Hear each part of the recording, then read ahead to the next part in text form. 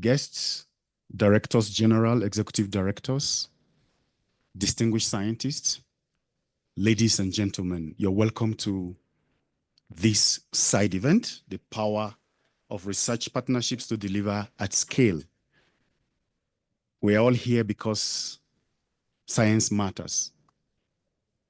Science has brought all of us here today to meet at this intersection where we will look at the power of research partnerships to deliver at scale. Climate change, population growth, and shifting consumption patterns shape the global food industry and the world that we live in today. And developing resilient food systems has become an inescapable pathway forward.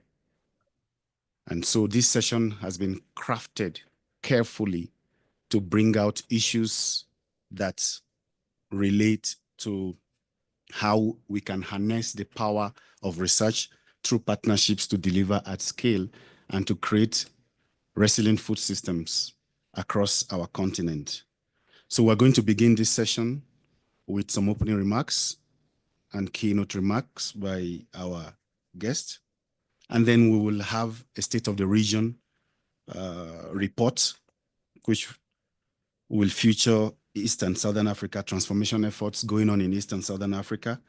This is actually a collaboration between the International Water Management Institute and the Food, Agriculture, Natural Resources Policy Analysis Network and the International Food Policy Research Institute, IFPRI.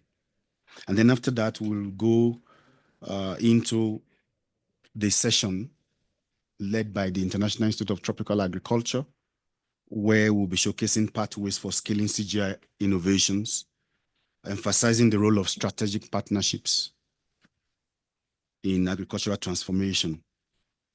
And then from that, we will also look at how to highlight the importance of including diets, consumers, and food environment in shaping food systems. So ladies and gentlemen, we have a whole day packed for us, and my name is Atai Opalua. I'm going to be your anchor today. I think that deserves a round of applause. Okay, so I'm not just the only anchor. I will be assisted ably by Nkosi Mashatse, Inge Brewer, Kwesi Atakra will also be assisting in this regard. All right. For now, you're going to join me in welcoming the Regional Director for Africa, CGIAR, Dr. Simeon Ewi, the DG of International Institute of Tropical Agriculture, for his opening remarks.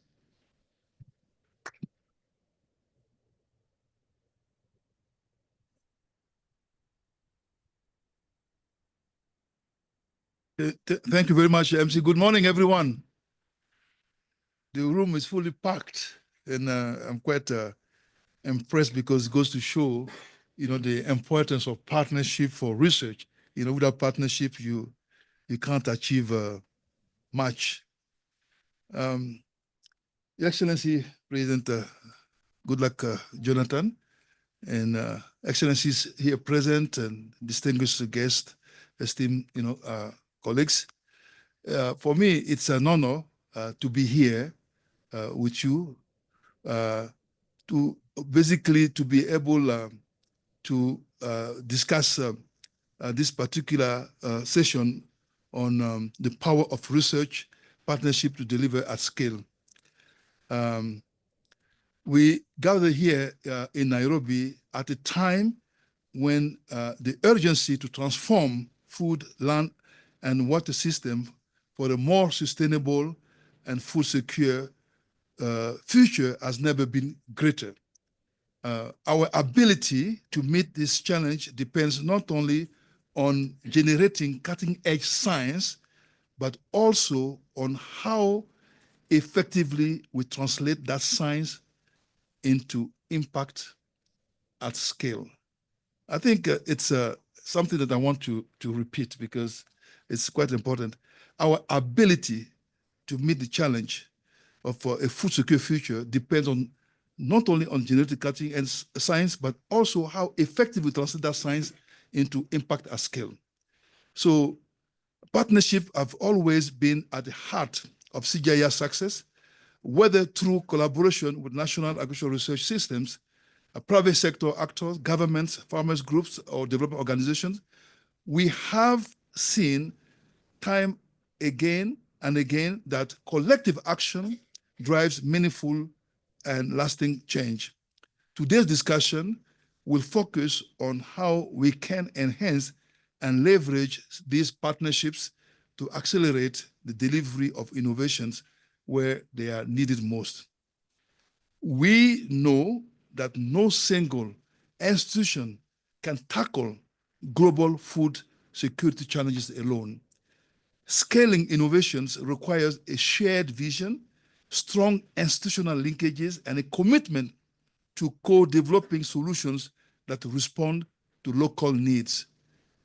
This side event is an opportunity to reflect on successful models of research collaboration and explore pathways to enhance the effectiveness and reach of our joint efforts. So beyond today's event, CGIAR Policy Innovation Science Program serves as one of the key avenues for supporting countries and advancing the comprehensive Africa Agricultural Development Program, CADEP, the CADEP process. Through evidence-based policy research, institutional strengthening, and multi-stakeholder engagement, this program plays a crucial role in ensuring that our scientific innovation translates into actionable policies that drive agricultural transformation and sustainable development. So I look forward to hearing from our esteemed panelists later on, who bring a wealth of experience into forging partnerships that bridge science and impact.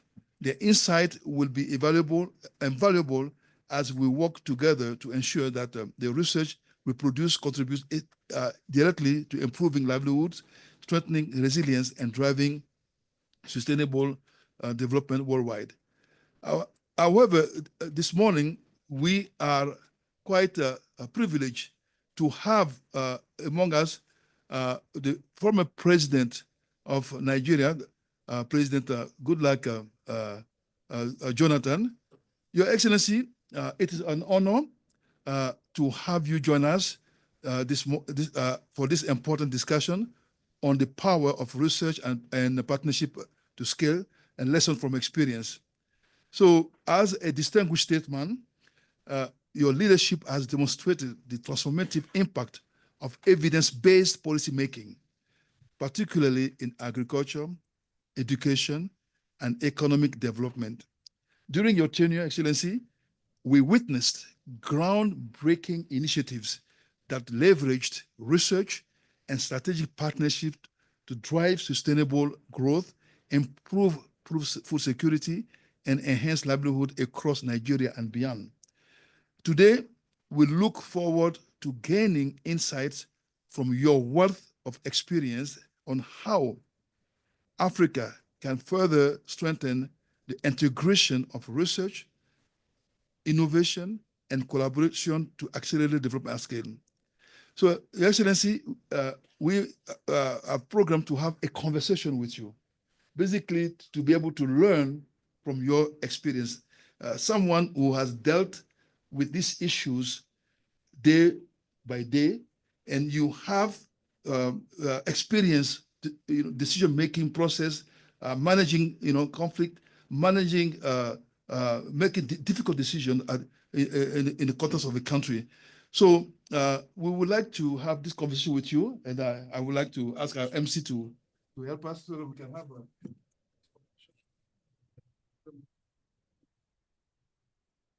ask a few questions. And it's not an interview. We don't want that to happen. We're not asking. It's really a conversation. I think the group here is excited to be able to listen to you from your in-depth experience. Because we always believe that policy makers are the drivers of change, And the research that we do sometime, we believe that when they have not been taken up by policymakers, they achieve no impact. But so you have experienced that.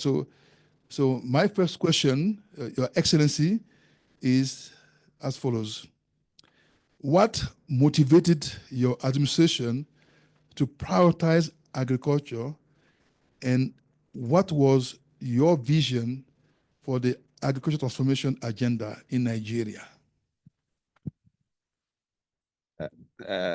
Thank you, moderator. And I have to thank all of you for gathering this morning to discuss issues of agriculture, because in Africa, that agriculture is still our #1 interest. For Nigeria, in terms of forex, we got up to 90% or a little more from oil sales. But when you go to the GDP per se, Nigeria is still an agrarian country. But we made a mistake when oil was discovered in the 50s, precisely 1956, when oil was discovered in commercial quantity in Nigeria. And when we started mining the oil, tend to forget about agriculture, and that it was a setback. So we started importing even things we're supposed to produce within the country. And of course, the oil sales continue to dwindle with global cartels and global politics. So at the time, Nigeria was spending too much money. By the time I got into office, we was spending about $11 billion just to import food that, honestly, we could produce more than 80% back home. And so we said that, look, we cannot continue that way. So we now come up with the agricultural transformation agenda. Luckily, my Minister of Agriculture was quite a very sound young man who was committed, the current president of the African Development Bank, Dr. Akin Adesina. And one way stated that is really to make agriculture as a business, to attract young people. Because most African countries, Nigeria probably is the worst, is that most of our farmers are aged people. And most of the food we eat come from small-scale welders, not big commercial farms. And since these mothers and parents are aged, you must do something that can attract young people. That means that you must change the approach to agriculture. And that was the basis of the agricultural transformation agenda.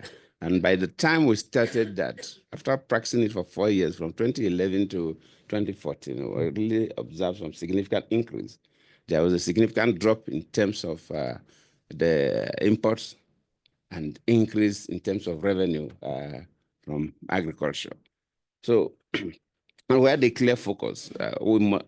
Getting young people, we encourage them, take them through business practices, give them incentives like loans and others, and encourage them to go into farming. And when we started that program, I was surprised that beside the graduates, even young men and women who even read courses like law, medicine, and engineering decided to also do farming as a side program to get a little more money to support them.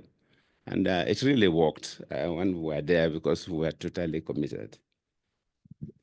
Thank you very much, Excellency, for giving us your experience, very inspiring about how you attracted the youth into agriculture in Nigeria.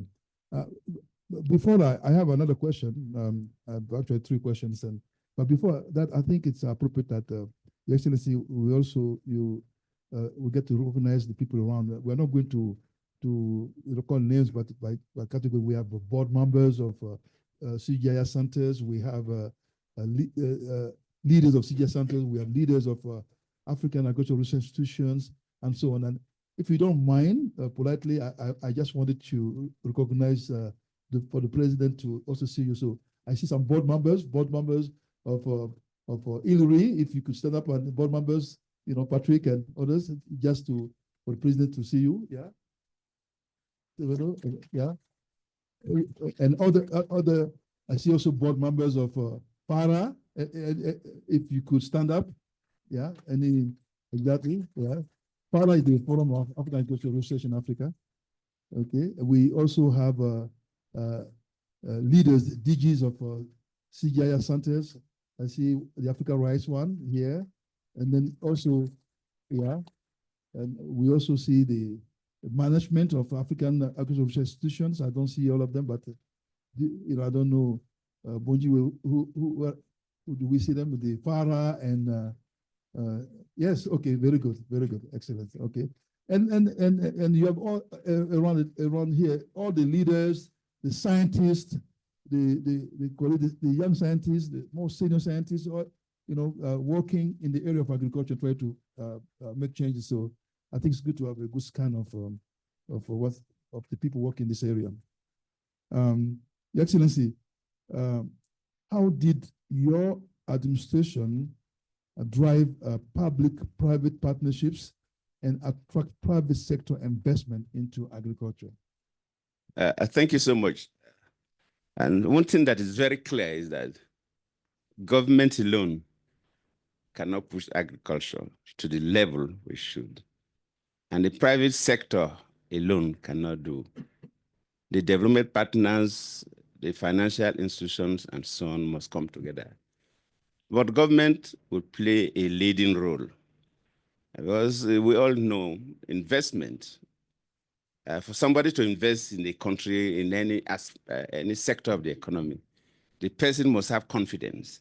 And most cases, he reads the body language of the government in a way. Let me give you an example. When I took over as president of Nigeria in 2010, I called Dangote. Of course, most people know Dangote, one of the richest people in Africa. I said, Dangote, please, we need to be serious in agriculture. Please try and invest in some aspects, either because you produce sugar, why not invest in growing sugarcane? The country consumption of rice is huge. Why not invest in rice production and so on? But Dangote told me that, Mr. President, well, thank you, but managing living things is a problem, whether plants or animals. That I prefer to deal with chemicals because his main business then was cement production.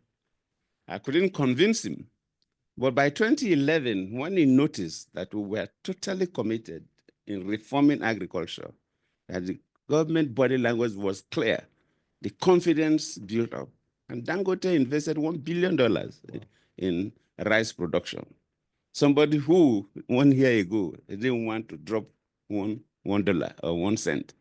Within a year, when he saw what we were doing, invested $1 billion.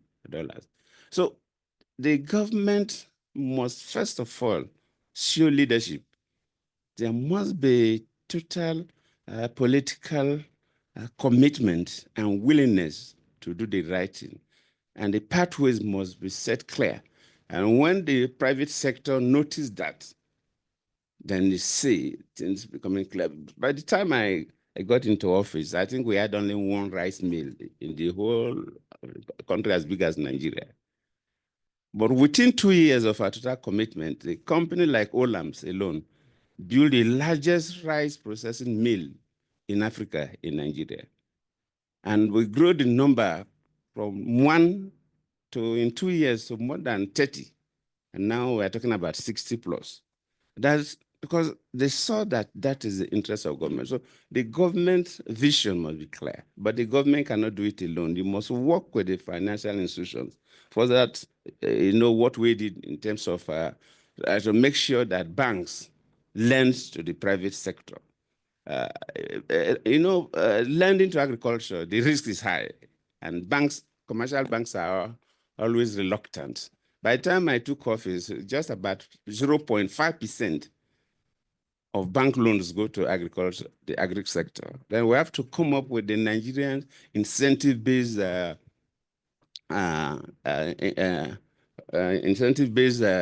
agricultural lending program that we brought up the central bank of the country, the other banks, and government support to make sure we de-risk the learning process. That is, government absorbed a part of the risk, not only the commercial banks.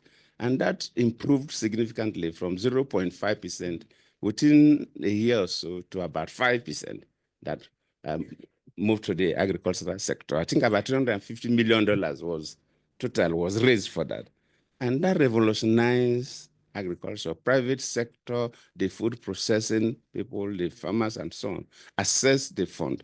And that really revolutionized agriculture.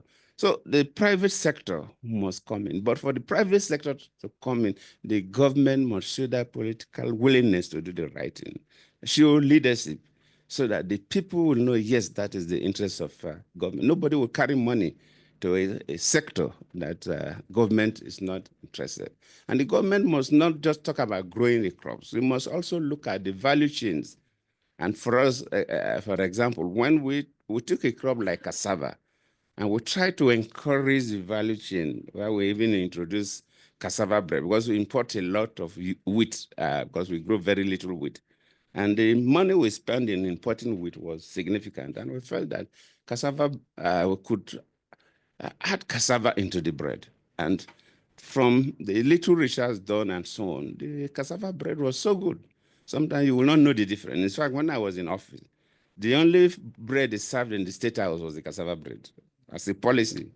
And because initially, when you call cassava bread, people are a bit skeptical. Oh, why am I eating cassava? I'm eating wheat. But the quality of the bread is good. And because of that, what we do is, in for the flour millers, what we put there is white, instead of saying cassava bread, we call it, is it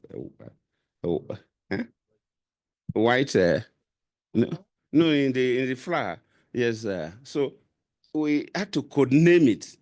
And even now, people are enjoying it. The flour millers are using it in addition to the percentage, because we say from about 20%. Flour millers are adding, even the bakers themselves are even adding. So sometimes even getting up to 40%, but people don't even know. And it's good. So the partnership is critical. The government, the private sector, the financial institutions, the research institutes like some of you are representing, the international community, especially the development partners and banks like the African Development Bank and related banks that can provide funds for agriculture. We all need to work together. But then for any country, for you to move forward, the leadership of that country is critical and very significant. Thank you, Excellency. I actually remember the Nigeria incentive-based risk-sharing system for agricultural lending, and also this SCPZ, this Staple Crop Processing Zone. And myself, I was in Nigeria at that time working for the World Bank, and I remember the leadership that you provided in that area. Excellency, we are moving toward the end of this conversation. What were, in your opinion, the key lessons from implementing the agricultural transformation agenda that other African countries can learn from? I think you've alluded to it a little bit. Yes, I've already mentioned that, but clearly, first and foremost, is the political leadership. The political will must be there. Without the president himself, it's not just the minister, because the president must give power and support the minister openly and privately for people to see that that is a clear focus of government. That must be there. The countries must also embrace science and technology, like you said. You can't do anything without the backing of science and technology. Let me give you an example. Like in 2012, we had a very big flood, and that it was terrible. We never experienced that kind of 12 for years. The last biggest 12 I witnessed was 1969. And even that 69 was not as big as 2012. So, and most of our farms were on the floodplains around the River Niger, River Benue system. And importers came to me, Mr. President, Nigeria will run into famine, our citizens will starve. So please, allow us to bring grains in without duty, waive the duty, because their business will, they want to make money. And I was also interested in waiving the duty, but I didn't want my citizens to starve. So I called my minister then that, look, this is the request. Do I waive the duties? And of course, the minister said no. I mean, that is the current ADB president. And I didn't know then, when we were getting the flood, they used remote sensing, satellite imageries and remote sensing to study the area that was covered by the flood. And they made the prediction about the total food in terms of weight and volume that we have lost. And from their own estimates, they felt that if we go into dry season farming, we'll be able to meet up. Before we finish the reserves we have in our silo, we'll be able to harvest. And so there's no need for that. And I said, okay, since it was based on science and the outcome is clear, let us do it. And we did that. So instead of the country by 2013, instead of the country to face starvation, rather we reduce people that are really the hunger level that is high by 50% based on the Millennium Development Goal 1. And the FAO even gave us an award in 2013 for reducing hunger by 50% instead of Nigerians looking for food to eat. But that is the outcome of research. So the science, the political will, the issue of research, adopting technology, these are things you cannot play with. And of course, the partnership is key. The partnership, luckily you are alluded to it too, the partnership is key because government cannot do alone. You must encourage the private sector, you must encourage the development partners, you must encourage the financial institutions, but you must show the lead. So that is how we survive, and that is what I believe other African countries can. And African countries, some of them are doing quite well in agriculture, especially countries in East Africa. Excellent, thank you so much. Round of applause for the Excellency. No, Excellence, thank you so much for sharing with us your experience. I think there's no better teaching experience than what we are hearing from you, from your practical experience leadership that you have provided in the case of Nigeria and the transformation that you have provided in the country. Africa today imports some $50 billion US dollars of food, but this is unacceptable. Okay, and then you're fully right. Science is important. There's no country that has developed without science. Partnership is key. All kind of partnership, private sector, and also concomitant investment into rural infrastructure. All this combined will really change the landscape. And you mentioned FAO. The former deputy DG of FAO is here, Madam Semedo. She might have contributed to the award that you got. So thank you so much, Excellency. I'm sure many people may want to ask questions, but we have a tight program, and the MC here is looking at me in terms of you want to take the mic away from me, but I think it's appropriate that we stop here unless you think that there's a really, really burning one. But I think we'll have a opportunity to see the Excellency later. So let's approach for him. Thank you so much, and we look forward to interacting with you this afternoon at the official opening. Thank you so much. Thank you, friends and colleagues. Thank you. Thank you, Your Excellency, for the nuggets of wisdom. We have learned from you today that commitment of the leadership is key. Vision of the leadership is key to transforming food systems across Africa. You have also told us that private and public sector partnership is crucial in driving food systems resilience, not forgetting also financing. Financing is a major issue in the drive towards transforming food systems. And finally, of course, science and technology. You have outlined the role of science. And it may interest us to know that Your Excellency is the first and the only president in Nigeria to appoint a thoroughbred CG professional as the Minister of Agriculture in Nigeria. And that that appointment set Nigeria on the pathway that it is today with respect to food systems transformation. It may also interest us to know that Your Excellency is not just a lover of science, a lover of CGIAR. He's also a scientist with degrees in zoology and fisheries biology. So we need to really tap from your wisdom and your experience and your leadership so far. And we are happy that you are here with us for this CGIAR week. And we look forward to engaging with you as you go on. Thank you very much, Your Excellency. Thank you.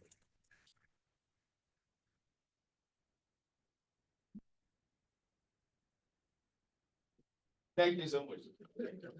A round of applause for him as he takes his leave.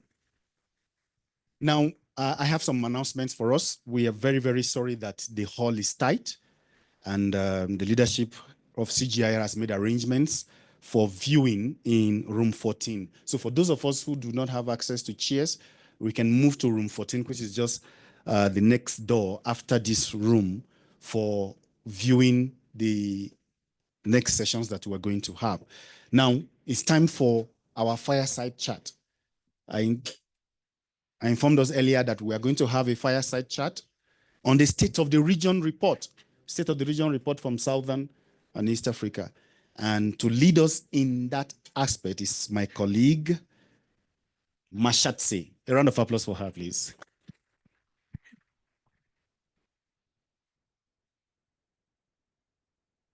Good morning, everyone. How are you? That was a fantastic start to this merge session. And like my colleague Ataye has already said, my name is Mahlatsi Ngosi. I am a research officer at the International Water Management Institute in Inclusive Agricultural Finance. And I will be moderating this session. So I just want to say good morning, esteemed colleagues, policymakers, as well as partners in transformation. Welcome to the State of the Region Fireside Chat, which is a timely conversation grounded in the evidence and focused action. Today's discussion is founded on the first edition of the State of Region report on current agro-based transformation and its future in East and Southern Africa.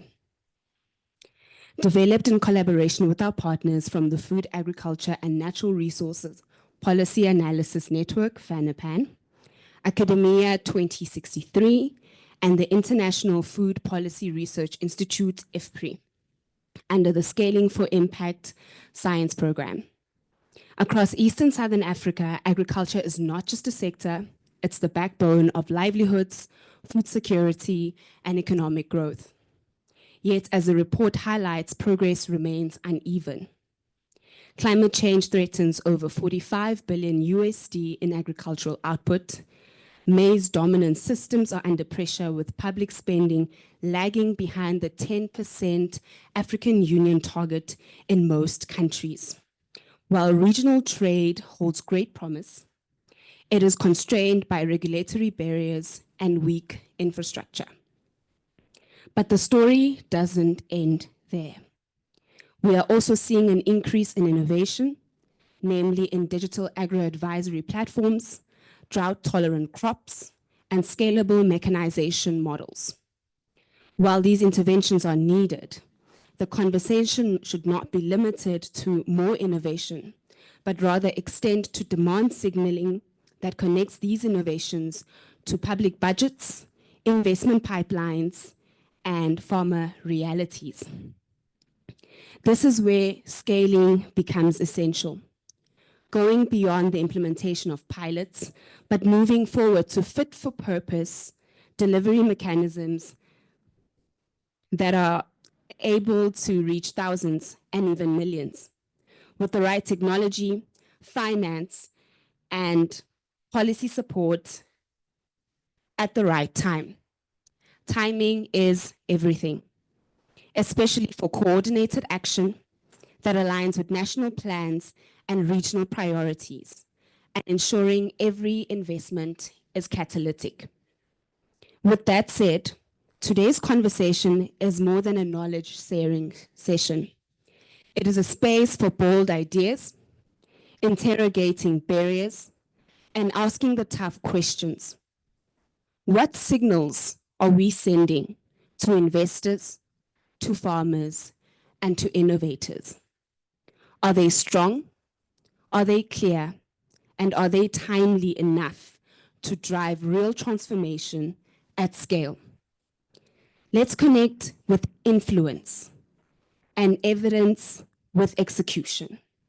And with that said, it's my pleasure to introduce our esteemed panelists who will dive deeper into this conversation, starting with Dr. Inga Jacobs-Marta, who brings over 15 years of dynamic leadership in water security and multi-level environmental governance, skillfully guiding transdisciplinary teams since her association with IWMI in 2019. As the country representative for Southern Africa and the regional representative for Southern Africa, Dr. Inga Jacobs-Marta has effectively steered IWMI's initiatives in the region, including the CGIAR's Ukama Ustawi Regional Integrated Initiative for East and Southern Africa. The World Bank funded Accelerating Impacts for CGIAR Climate Research in Africa, specifically the Zambia project, and IWMI's contributions to the Accelerated Innovation Delivery Initiative, AID-I. In her capacity as the CGIAR country convener for South Africa, she has made significant contributions to the field. Having recently transitioned into the IWMI CGIAR Water Systems Director for Growth and Inclusion, she continues her impactful work in East and Southern Africa, as well as globally. Before her tenure at IWMI, she held managerial positions, including the research group leader at the Council for Scientific and Industrial Research, CSIR, in South Africa, and as executive manager for business development, marketing, and communications at the Water Research Commission. Dr. Jacobs-Marta is also an accomplished political science with a PhD in international relations from St. Andrews University.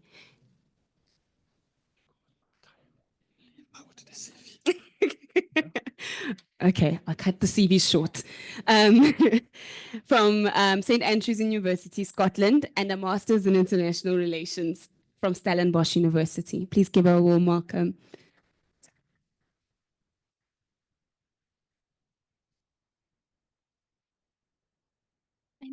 Okay, we'll use this one. Okay, cool. Okay. I would also like to introduce Dr. Danny Jordan, who is an agricultural economist focused on agribusiness and agricultural value chain research at the University of Pretoria, South Africa. His interests are in agricultural value chain restructuring, agricultural data and digitalization, and agribusiness trends in innovation, farm-level economics, systemic risks, resilience, and agricultural sustainability. Please give him a warm welcome. And last but not least, Dr. Chilidzi, who is a distinguished expert in agriculture and food systems policy with over 25 years of experience, and who is the current CEO and head of mission of FANRPAN.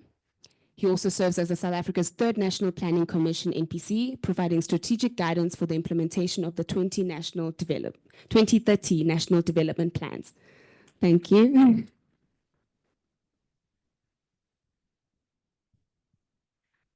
I'd just like to say thank you for making the time. And I just have a few questions with the report that we have compiled together as partners. The first one is to you, Inga. How can the intersection between water management and climate innovation enhance agricultural resilience at scale?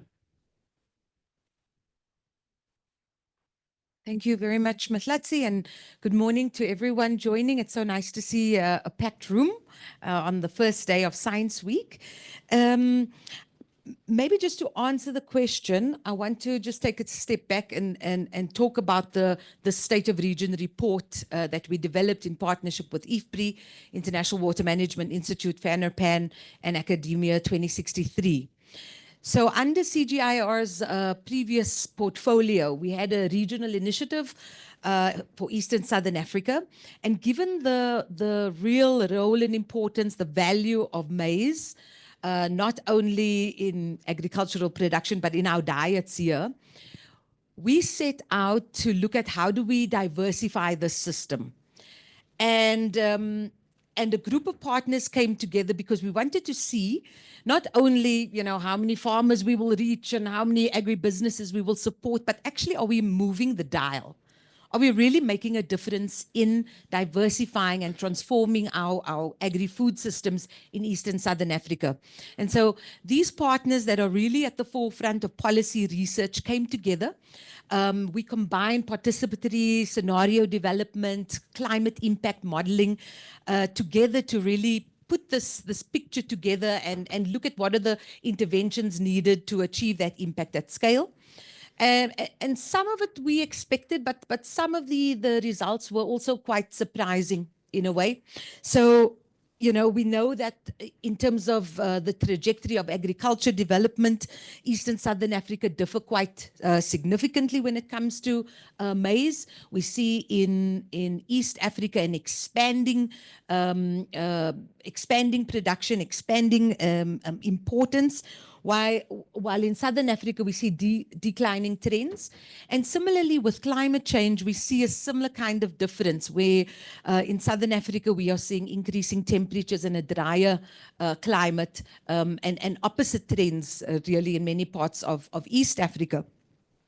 And so we also saw that maize, you know, despite our diversification efforts, is expected to continue growing.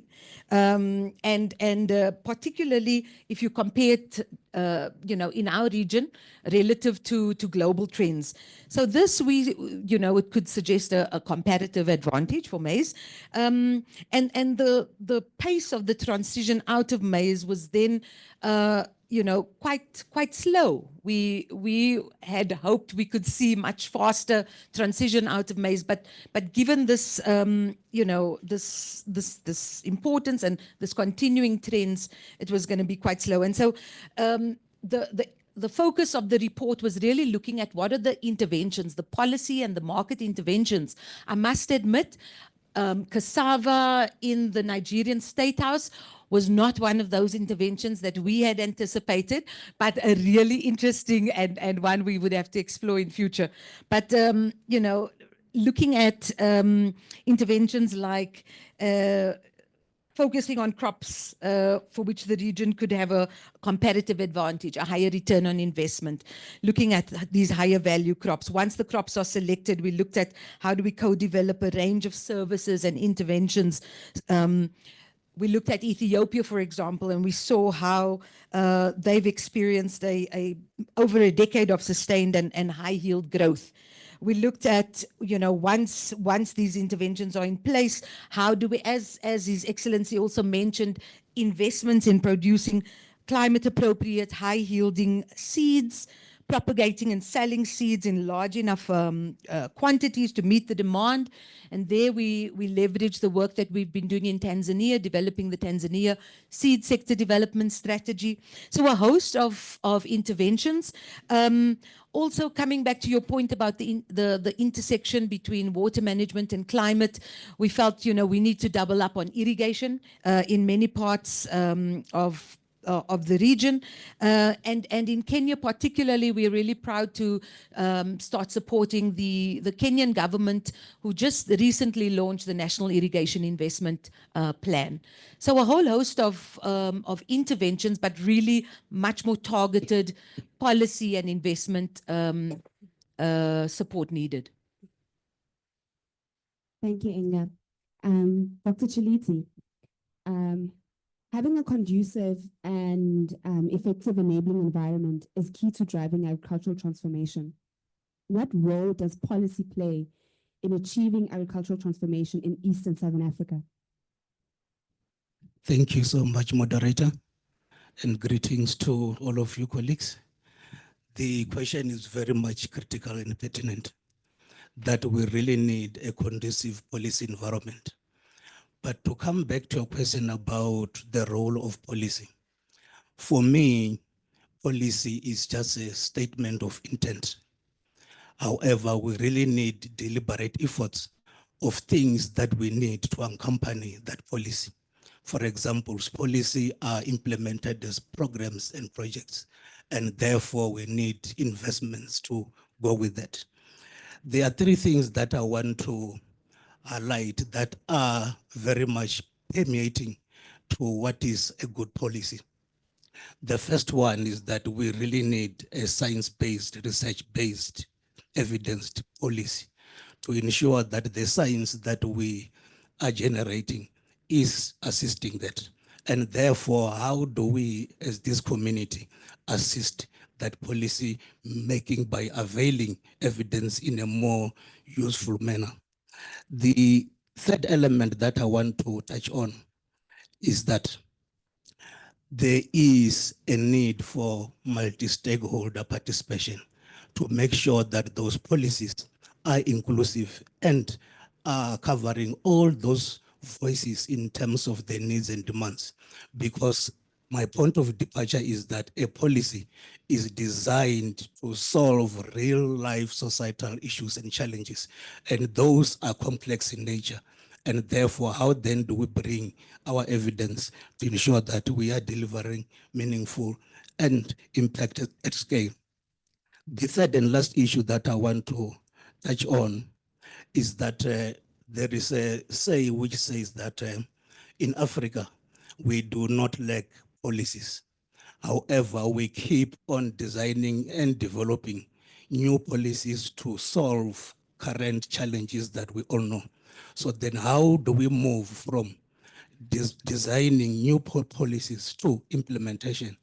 And that implementation needs to be accompanied by monitoring and evaluation to ensure that we are learning, we know what is working where and how. And the last thing that is very much important in terms of making sure that that policy delivering when we are using the multi-stakeholder approach is that we really need to make sure that all those that are affected are participating and we are all holding each other accountable. So issue about mutual accountability is very much important. And I think His Excellency stole my script in terms of public-private partnerships. He has indicated that that is very much critical when government is trusted with implementing the policies. However, there should be a conducive environment where there is an incentive for the private sector to participate and more so to invest. And therefore, moving towards the end, I have got my call to action. My call to action is that there is a need to rethink agriculture and food system policies. African government really need to shift in focus from policy creation to policy action. Thank you so much. Thank you, Dr. Chilidzi. Prof. Dani, my question to you is about innovation. How do we integrate new technologies to make agriculture more productive and sustainable? Okay, thank you very much. I really appreciate your question, and good morning to everybody. So I think the technology and the integration of technology, which obviously all stems from our ability to develop this through science, is an extremely critical element. So if we look back, for example, at the range of agricultural revolutions that we've had in the last hundreds of years, I think it's quite clear that innovation and the implementation of technology has been critical in achieving those revolutions. And I think we're at the sort of at the forefront or at the doorstep of having to go through another agricultural revolution. And our ability to be able to do this implementation and to incorporate our innovations and our technology is really critical. I think, as our colleague has said, the crux of it is I don't think there's a lack of innovation. I don't think there's a lack of research. I don't think there's a lack of, it mainly comes down to the implementation. And I think we really need to understand what are the challenges and really getting these technologies integrated and implemented. And I think a lot of that stems down to a range of issues that we, first of all, I think we should understand more and to identify the leverage points that need to be changed or moved upon so that we can get a change in the system. So just a couple of points I wish to make on this is, for example, being very clear about what are the interlinkages. In other words, if you think about technology, for example, it does not stand separate from financing, for example. So there's a very key interlinkage between financing and the implementation of technology, for example. So we need to understand those linkages and use those linkages to our advantage. But if we view, for example, technology by itself, then I don't think it has the power to really cause the sort of transformation that we're interested in. So, for example, you need financing. The financing is probably not going to be just finance from the public sector. It's also the private sector. So you need your agribusinesses to be involved, your financing institutions, the research institutions. So I think that's really critical to understand those dependencies almost to be able to achieve that. Firstly. Secondly, I think it's also quite clear that although we have all of the technology, where we are really struggling is to achieve the implementation and to have on-the-ground impact. And for us to be able to do that, I think it's important for us to understand what are those barriers that are causing us to have these challenges. And I think that's where, in my view, it's about the co-creation process, so that with the communities and with the farming systems that we wish to impact, we really have to be very much closer to them and understand the local context to be able to achieve these transformations. So whereas I think we can be quite pessimistic about some of the challenges that we face, I think there are also a range of excellent examples of where careful consideration of the implementation through the correct resources, the correct political will, co-opting of stakeholders from the private sector, and also the appropriate institutions that make, for example, the flow and the implementation of technology possible is really critical. And so in that space, I'm really convinced, for example, that if we are able to also leverage on our institutions, the research institutions, the implementation institutions, to be able to be the sort of the leaders in pushing for a co-created environment in which we can achieve this implementation, I think we'll be able to integrate the amazing technology that is already available, that's well developed. I think the technology is actually way ahead of our ability to implement. And our ability to implement, I think, is what is a key factor for us to be able to move forward. Thank you. Thank you, Prof. Dani. From what I've heard so far, there's a need to streamline away from just having intention, but to have that need to deliver and have action in everything that we're doing. And also to just understand that we don't need to recreate the wheel by new policies, but creating policies that are able to be implemented and have people on the ground to deploy and turn that into action. My last questions to our panelists, back to you, Inga. What can be done to diversify agricultural systems in the region, leveraging on the scaling science that you are involved in? Yeah, looking forward, we're really excited about our the new CGIAR portfolio, specifically the Scaling for Impact program. And I wouldn't be a good steward of CGIAR if I didn't make a plug for our session on Thursday, where we have a deep dive into the Scaling for Impact program. But our approach is multifaceted. We don't just look at how we diversify production systems, but also processing market systems all the way to consumption. And also our science. We often think just of the agri-food system that we need to diversify. But when we think about diversification of our scaling science, then it's also about how as CGIAR, do we articulate demand better? How do we run really robust demand signaling processes with local partners on the ground? How do we also diversify our partnerships? So how do we become a better and smarter partner, especially with our delivery partners?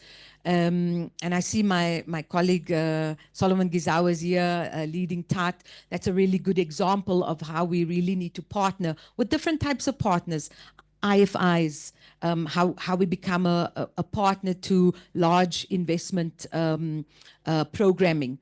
So things like this is really what we're excited, but it's about, I think for us, being more intentional about these diversification efforts. Thank you. Thank you, Inga. Dr. Chilidzi, I know that you have been quite involved with CADIP. So I just want to ask, what can we learn from the countries that have performed better in the biennial review of the CADIP process? Are there specific factors within them that make them star performers? To answer a question, there are 5 things that identified which I think they are catalytic. But before I get into those 5 things, I will want to preamble them by saying that we have just recently now in January entered into the 3rd installment of the continental strategy or agenda. The question that I'm posing to all of us here is the Maputo 2003, the Malabo 2014 agenda, what has it delivered and what progress has it made? So that said, it means that we really now need to think differently and innovatively on how to bring this much needed change. And the 5 things that I have identified, the first one is leadership. And a live example was just today. We really need leaders who are capable and ethical to make sure that they are leading the implementation of the CADEP strategy for the continent. The second one is that now that we have got the PR review mechanism that we've been tracking now for 4th times, and I believe that monitoring and evaluation is not an end in itself. It's supposed to give us some lessons on how to do better. However, the issues that are there is that we lack in terms of using that evidence to make some improvements. The third issue, which is very much critical, is broad ownership of the plan. How then do we make sure that all stakeholders are rallying around the plan? It is not only about governments in terms of regional economic communities, in terms of the national member states to implement the plan, but different stakeholders need to make sure that all hands are on the deck to ensure that we are delivering on the plan. The fourth issue is about capacity strengthening. We know that the policies are entrusted or is the preserve of the state. However, how then do we build the capacity of a non-state actor to ensure that they are holding our governments accountable? The last one, but which is not least, is that we must make sure that the plan is inclusive, both in terms of gender equality and social inclusion. We know that in our continent, women are very much important. Therefore, women empowerment is therefore need to be implemented. And the second issue in terms of inclusion is participation of youth. How do we make sure that youth are coming into agriculture and they are playing a meaningful and a leading role? So those are the 5 things that I've identified: leadership, use of data in decision-making, broad-based ownership of the plan, capacity strengthening of the non-state actor especially, and social inclusion. Thank you so much. Thank you, Dr. Chilidzi. And Dr. Dani, you will be closing us off with your question. How can demand signaling be used to drive agricultural transformation and strengthen market linkages for smallholder farmers? Thank you, and I think it's a very appropriate question to sort of end off our session with. And I think from let's say from an agricultural economics perspective, or from a background, if you want, we all appreciate that we sit in a system. We talk about food system transformation and our agricultural system, and I think we have to appreciate the fact that we sit within an integrated system. So in other words, farmers that are on the land somewhere are producing for consumers on the other end of the system. And we've got all of these resources and all of the stakeholders that are involved in this process. And in a big way, there is a very deep interdependency in that system. And I think for a long time, we failed to forget that there is this interlinkage. And for us to be able to make sure that our systems are delivering on what is needed in terms of food and food transformation, I think it's really important to go back to the basics almost, if you want, about understanding basic principles of supply and demand. And in that space, in my view, I think it's quite critical, especially to make sure that the signals that we are sending with regards to demand are quite clear. I think at a global level and even at a continental level, the need or the food system in terms of the demand for food, the type of food, the way that we produce the food, I think is quite clear, but we must make sure that the system is able to push all of that information right through to the production system. And if we've got any sort of deviation from that or any sort of process where it's not clear what that demand signaling is, it becomes problematic, because then we get unsustainable practices, maybe farmers that are producing not what's needed for the market. And I think that's pretty important for us to be able to be clear on how all of that system is working. And I think it's a system that we have to take care of to make sure that the messaging is clear. And it's also about, I suppose, through your advisory processes, in other words, the people on the ground that are talking about what to produce, when to produce, what is considered sustainable. And it's also the value chain. The value chain needs to be more involved in these processes to be able to signal again, what do we need? When do we need it? What process do we reward? What processes and production processes do we not award, for example? So I think it's an integrated question. And I think it's all about all of the stakeholders being involved to make sure that there's alignment. The more alignment we have, the more transformation I think we have. The less alignment we have, we stay in the same place. Thank you. Thank you, Prof. Danny. So to conclude, it starts with us. To echo the messages shared by our panelists, we need to be intentional and accountable with regards to our proposed interventions. Without this, transformation in agriculture and food systems is unattainable. It is also important to ensure that we don't work in silos from research, government, and the private sector. Transforming the sector to be fruitful and successful is by working together. So thank you to our panelists, and this is the conclusion of our session. Thank you.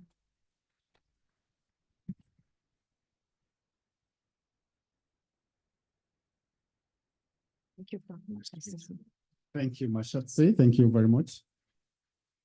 Just some quick announcements before Inge Brower comes on. We'd like to recognize the presence of our online participants. We have over 65 online participants, and in the overflow as well, the hall is full. So I've also been told that we need to increase the volume of the microphone for those in the other room. So the technical unit, please take note. Increase the volume for those online and also for those in the room 14, which is also filled to the brim. So right now, join me in welcoming Inge Brower.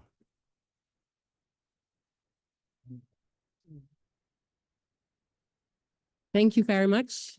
My name is indeed Inge Brouwer. I'm the Interim Director of Better Diets and Nutrition, one of the science programs of the CG.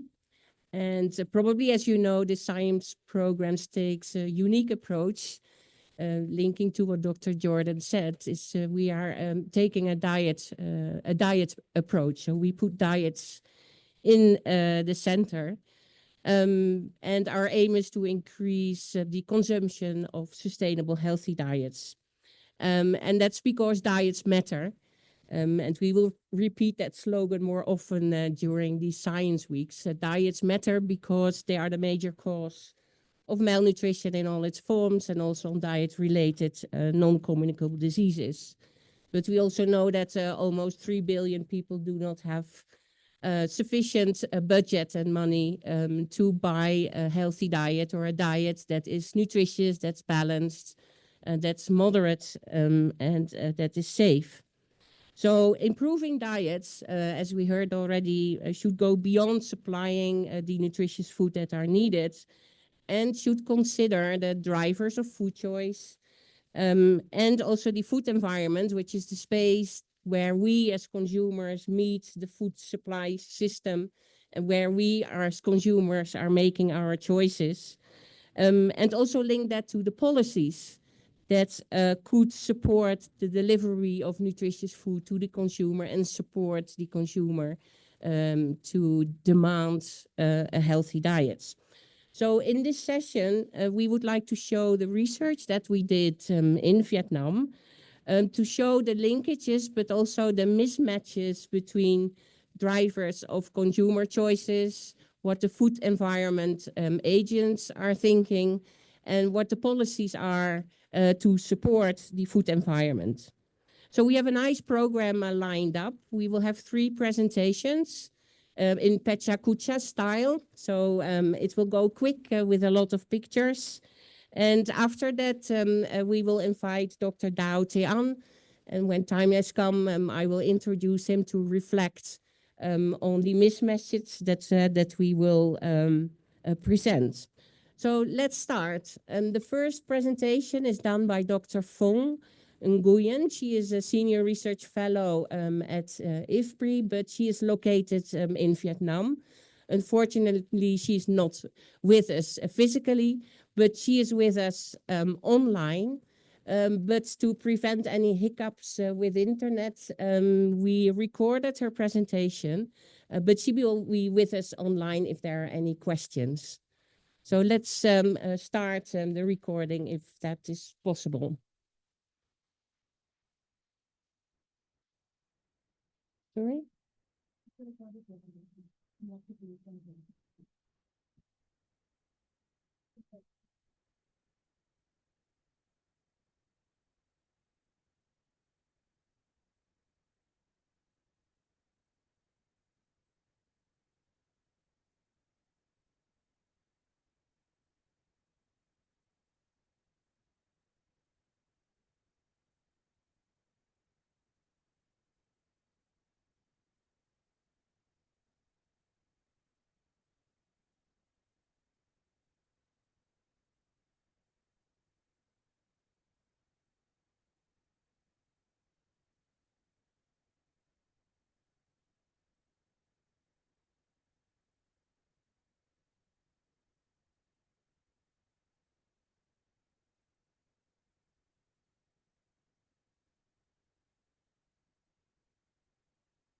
While they are busy starting up the presentation, I also would like to indicate that in the back of the room, there are small cards with a list of presentations that we will have in the framework of better diets and nutrition.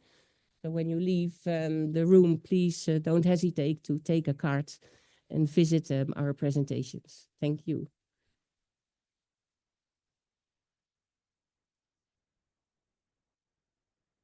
The sound is not sharing.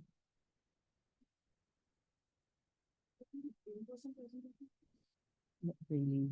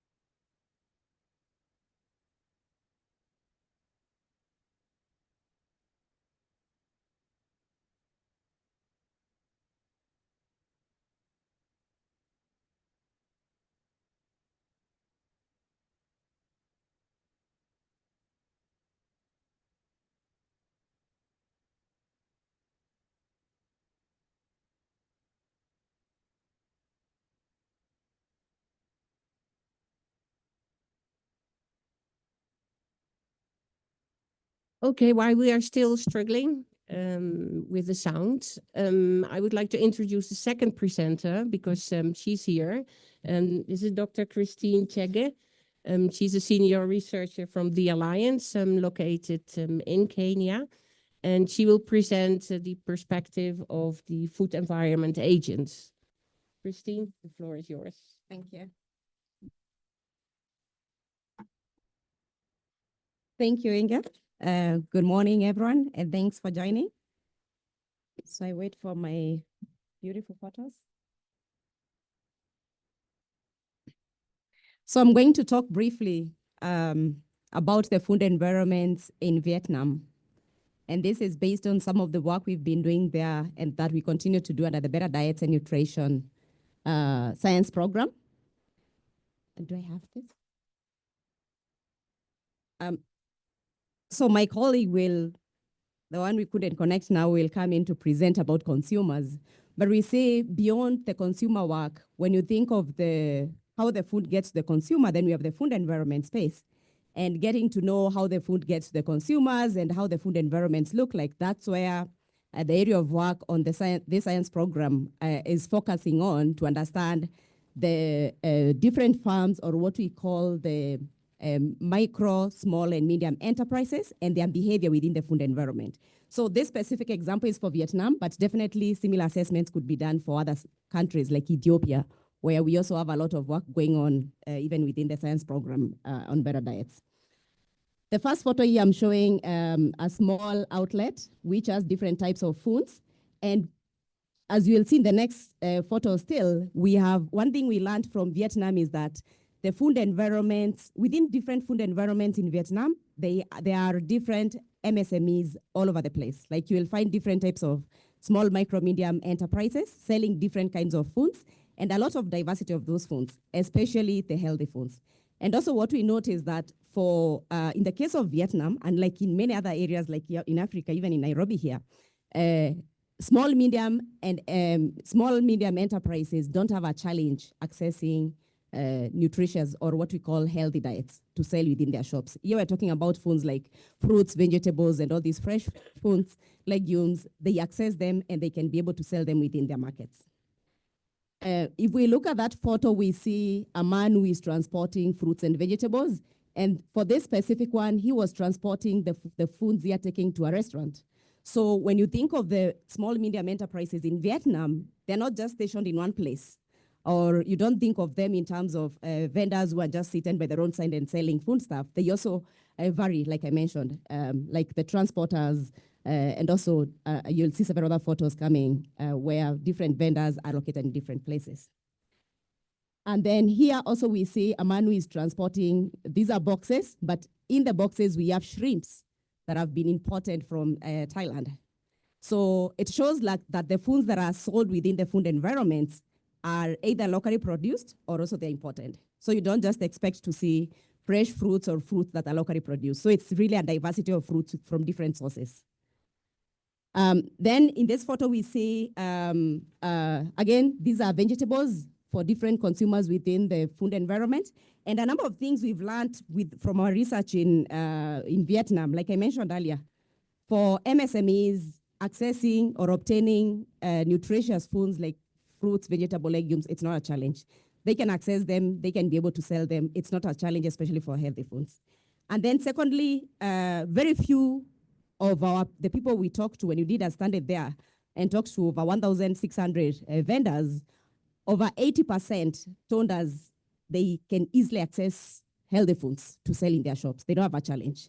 And actually, I think it was only like 13 or 8% that were saying they would have a challenge selling accessing healthy foods to sell in their stores, but accessing these foods for them is not a problem. So here we see legumes and nuts also, and of course some cereals here, some rice. This is a photo of a storage that is in a cold storage in a store. So we also noted, surprisingly, which was quite surprising actually when I compare in Vietnam and in Kenya, for example, or in Ethiopia or other African countries. In Vietnam, majority of the small, medium enterprises within the food environment, they have access to cold storage. So they have small cold storage that they sell, they put their food stuff there as they continue selling for 1 or 2 days. But this is different when you look at other stores that are selling their foods, for example, within just 1 day, they want to finish everything, they may not have a cold storage.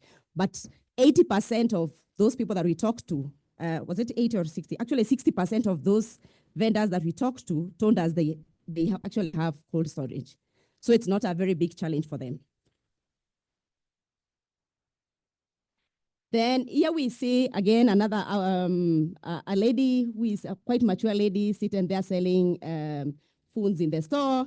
And one thing we noticed within the study that we did was that most of the small medium enterprises are women, and they are single vendors. Like you will find either one woman who owned the business or co-owned the business with a man, but mainly women, and they're the ones who are selling in those shops. In addition to that, we also have, you see in this place also, it's just one woman selling fish.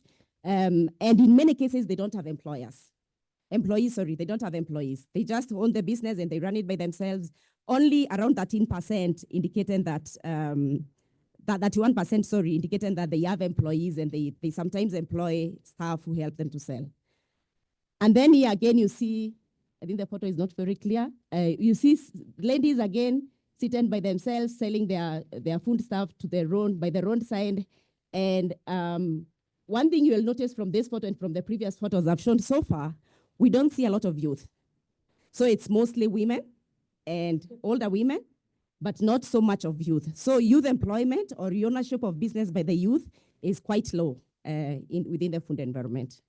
And the question there is then, how can we use such system to improve youth employment or to address youth unemployment challenges? So that may be a constraint in this case because we don't see many of the youth in those businesses. Then another thing we learned from our study is that within the food environment, one thing that could be addressed is the issue to do with the business practices. So business practice here meaning how you display your food, how you do your business, how you sell your commodities. If you look at this photo, you have several fruits here, but they are all over the place. They're not well organized. You have fruits running over each other. So this is something that could be improved. And also in terms of bookkeeping and business arrangement. However, we actually sometimes back did an experiment on bookkeeping and not so many vendors were interested in the bookkeeping. So that's also an aspect there. Then also we noticed for in some of the urban areas, you have QR code being used as a form of payment. So you scan the QR code and you can be able to make your payment for food, but only in few cases. Majority of the other cases, you have cash payment happening. And many people will do cash transaction like you see here. So they'll just pay by cash, get the money, but then an issue we noticed also is that many of the people who are doing the businesses, those small, medium enterprises, do not actually have business accountability or responsibility following up their financial status, their financial situation every day or in a regular basis. So again, the issue of financial management and how they manage their finances, how they track the business operation is also a gap. Then in this photo, so as I've mentioned all through, for MSMEs in Vietnam, accessing healthy foods is not a challenge. However, if you see in this photo, all these are fruits. You have a lot of fruits, legumes, roots and tubers here, some vegetables there. But at that corner, you have a full shelf, several shelves actually, of soft drinks. So in many shops or in many outlets, you will find these kind of setups. You have healthy foods displayed, but then you have other, what we would call as ultra-processed or unhealthy foods also within the same store or very near within the same store, such that whoever is coming to this store can actually access these other ultra-processed foods. So this shows that as much as we are saying MSMEs accessing healthy food is not a challenge, but then we need to be conscious of this because the ultra-processed foods are also coming up so strongly. And they are also made available and accessible to the same consumers who are purchasing these foods. And finally, we'll hear a bit of this from our presenter who will be coming next about foods that are targeted to specific consumers. So this is an outlet that is very much marketed to teens. And the outlet was very close to a school. So It has a lot of fried foods, different types of foods, and you can see the target is teens. So how this market influences what the teens are consuming and the kind of foods that are sold in those outlets also is a big issue. So we'll hear a bit of this from our next presenter. Thank you very much.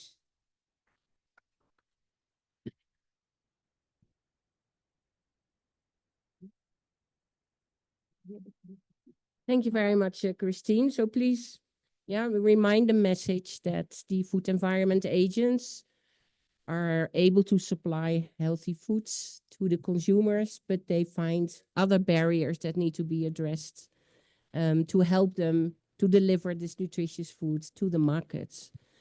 We go back to the other presentations. We had them recorded, but we don't get the sound.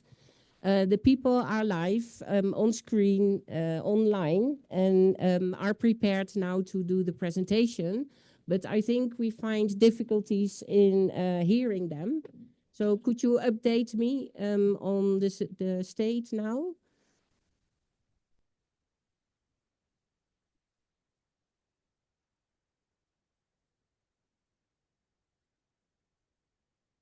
Can you hear me?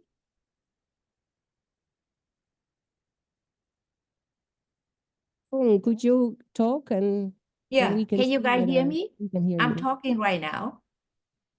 Can you hear me clearly? Yeah, we hear you very softly. Oh, I increase the voice or volume already, but I don't know why. Please wait a minute, phone, because they are checking the sound. Okay, sounds good.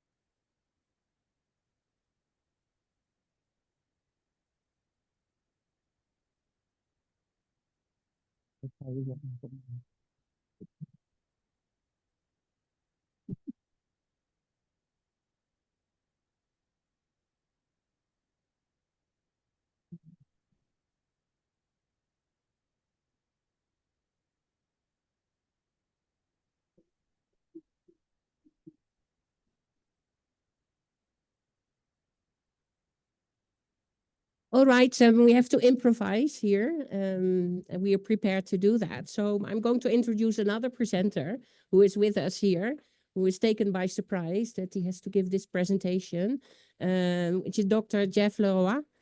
He is a senior scientist from IFPRI as well, located in Belgium. And Jeff, you're welcome. We did this research together, so you know the content, maybe not exactly the slides, but please go ahead to give the presentation. So if you can share the presentation, and then if you indicate next slide, and if you can turn the screen a bit towards Jeff, then you can see the next one. Okay, thank you. So I was involved in the research, but not in making the slides. So each slide will be a surprise for me as well. But I'll pretend I know what I'm talking about. Okay, so this research was also conducted in Vietnam. And as Christine said, the work we did in Vietnam had a strong consumer focus and a strong focus on the food environment and on vendors. So, oh, this is going, can you go back?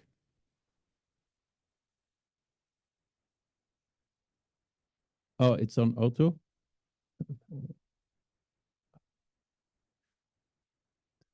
Okay, so why do we care about diets in this rapidly changing world? Urbanization is happening all over the planet. No country doesn't have rapid urbanization.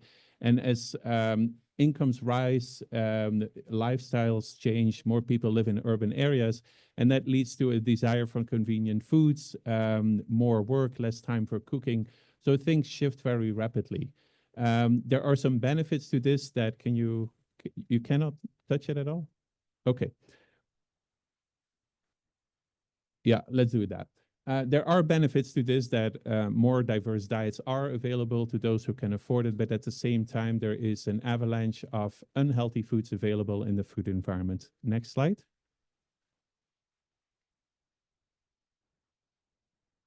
Okay, so in Vietnam, as I said, urbanization is there as well. Many people live in urban areas in Vietnam, and it has changed the food environment there, and with that, consumption patterns. On the left, you see a traditional street market with an abundance of fresh fruits and vegetables. And on the right, you see a picture of the stores, like there are thousands of them in Vietnam that sell ultra-processed foods that are packaged and unhealthy to be consumed. Next slide. We focused in Vietnam on adolescents. Why do we do that? Because it's a period of increasing independence. It's also a period for those of us who are parents, where children start to experiment, want to conform to their peers. So it's an interesting period to study from a nutrition perspective, as some habits are being formed. Next slide. So what we try to do is understand the quality and the adequacy of diets of adolescents in 3 different areas in Vietnam: a rural zone, a peri-urban zone, and an urban zone. And why did we do that? Because urbanization is constantly mentioned as a key driver of change in diet. So having 3 different sites in Vietnam that enabled us to study whether that was really the case, that urbanization was changing diets. Next slide. So we worked in 3 areas: urban Hanoi, peri-urban Hanoi, and Moc Chau, which is a small town in a rural area. Diet quality was assessed. So we asked each of the about 3,000 adolescents, we conducted a 24-hour dietary recall to assess what they consumed. And then we analyzed those data using what is called GDQS, which is the Global Diet Quality Score. And it's a score, it's a bit technical to explain, but it's a score that assesses the quality of the diet on 2 different domains: the adequacy, so does it provide enough micronutrients, and also on the moderation part, does it not contain too many foods that are potentially harmful to health. Next slide.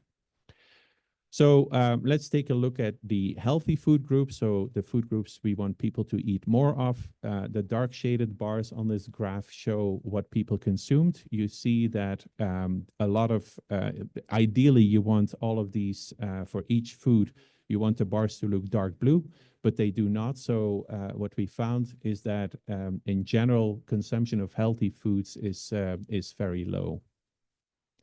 Then we go to the unhealthy food groups. Again, dark means that people or adolescents have consumed it.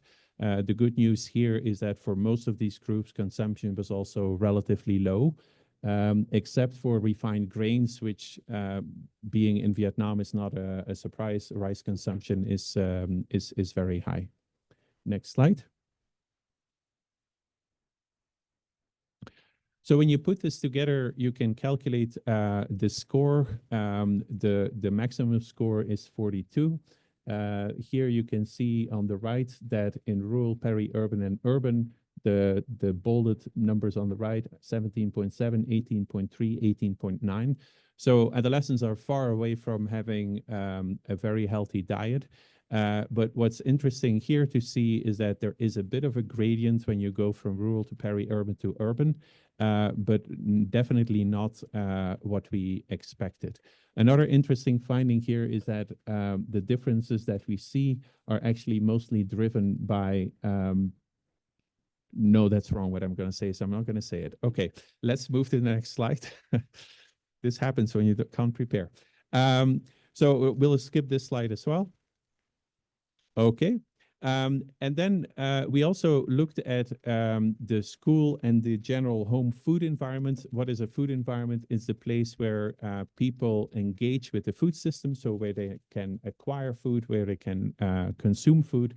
And what we did here was we estimated the distance from when the adolescent is at home on the left and when the adolescent is in school, to the nearest ultra-processed food, to the nearest sugar-sweetened beverage, and to the nearest fruit. So we took GPS coordinates for both places, and we have GPS coordinates for all of the outlets that sell these commodities. And as you can see, let's take the left bar for ultra-processed foods. The nearest ultra-processed food is on average only 200 meters away when the adolescent is at home, which is just a minute walk or so.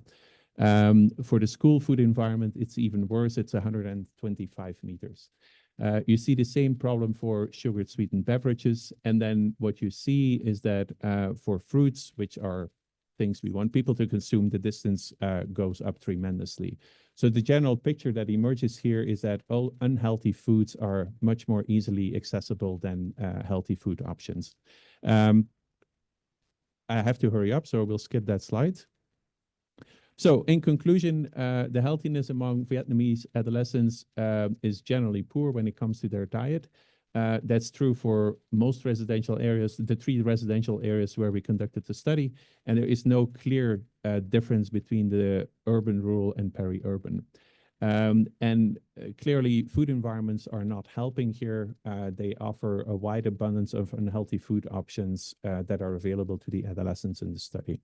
Thank you so much. I'll skip that too. Thank you very much, Jeff, for this taken by surprise presentation. The next presentation is moving towards, remember that the adolescents, they eat unhealthy because they don't eat sufficient healthy foods. But the food environment is a kind of dangerous because it's very close by the unhealthy foods. The food environment agents can supply nutritious food easily, but they have other barriers they need to be helped with. And then we took the next step is to look at the policies. So if you can start the slides, then I will give that presentation. And I try to be quick. I got your message. So in this presentation, we would like to unpack the food environment policies. Next slide, please.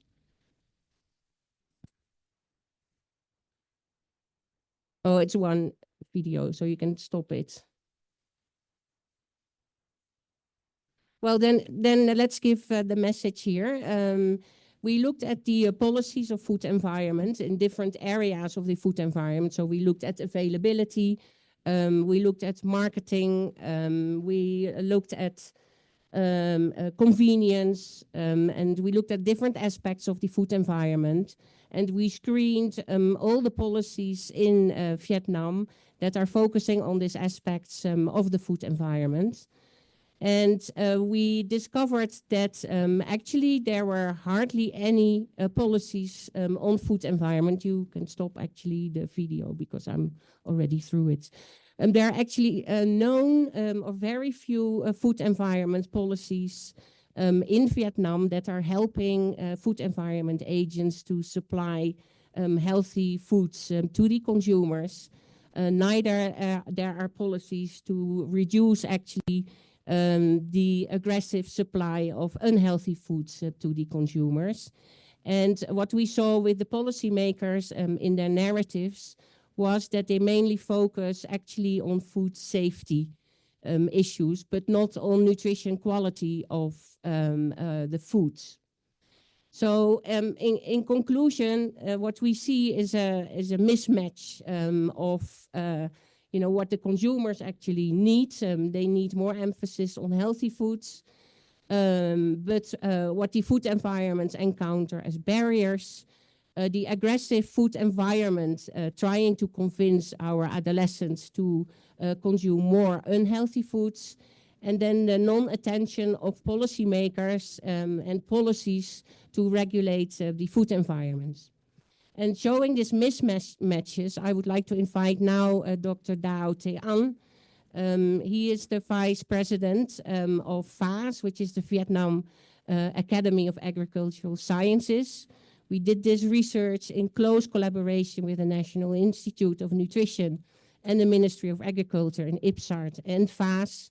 And we discussed how we could go about these different mismatches to get consumers towards a healthy diet. Dr. Dao Te An is the main coordinator and inspirator of the development of the Vietnam Food System Transformation National Action Plan. And I would like to ask you, Dr. Thean, to say a few words and reflect on this mismatch and how to go about it in the National Action Plan of Food System Transformation. Thank you. Thank you, Inge, and colleague from different CG center to present the Vietnamese experience on the diet consumption. I'm working in the Academy of Agriculture and Sciences, so we also part of CGIAR, but in general, in the production side, we try to promote. You know that Vietnam is a gross exporter of agricultural product and food product. Why we have to consider the question of the consumption? We export rice, etc., since more than 20 years and other product, but the malnutrition is still persists very more than 20%, and mostly in the mountainous and remote area. And the new problem of the in the urban area is not the lack to food, but it's lack to access to healthy food. So the obesity increasing amongst fast young people. So this is a challenge that why Vietnam actively involved in the food system transformation. So we cannot produce more and more and thinking that food security is a resource. Now we need to pay more attention on the nutrition securities. So with the healthy diet approach and integrated approach, we think that we can do this. I am also a national convener of the food system in Vietnam, so we are very happy to join with the SHIP initiative in this kind of research, and then to see that this kind of information is very new.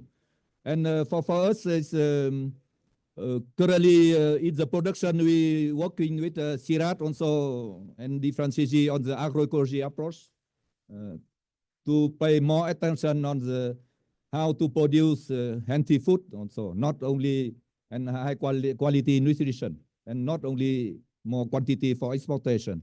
So I think that this question that we would like to share with the African friends, that that the strategy of agriculture and products and food system, we adopt in the food system transformation, we adopt the approach of both agroecological for more for production driven and healthy diet access for the consumer driven. So I think that and in order to connect better producer with consumer in a domestic market, not only in only for export market. So here we think that I agree with the three mismatch that already present in the research of the SHIP. First is adolescence. What is the challenge of adolescence in this rural area? Firstly, because we have some case study in the rural area and in the urban area, the challenge is different.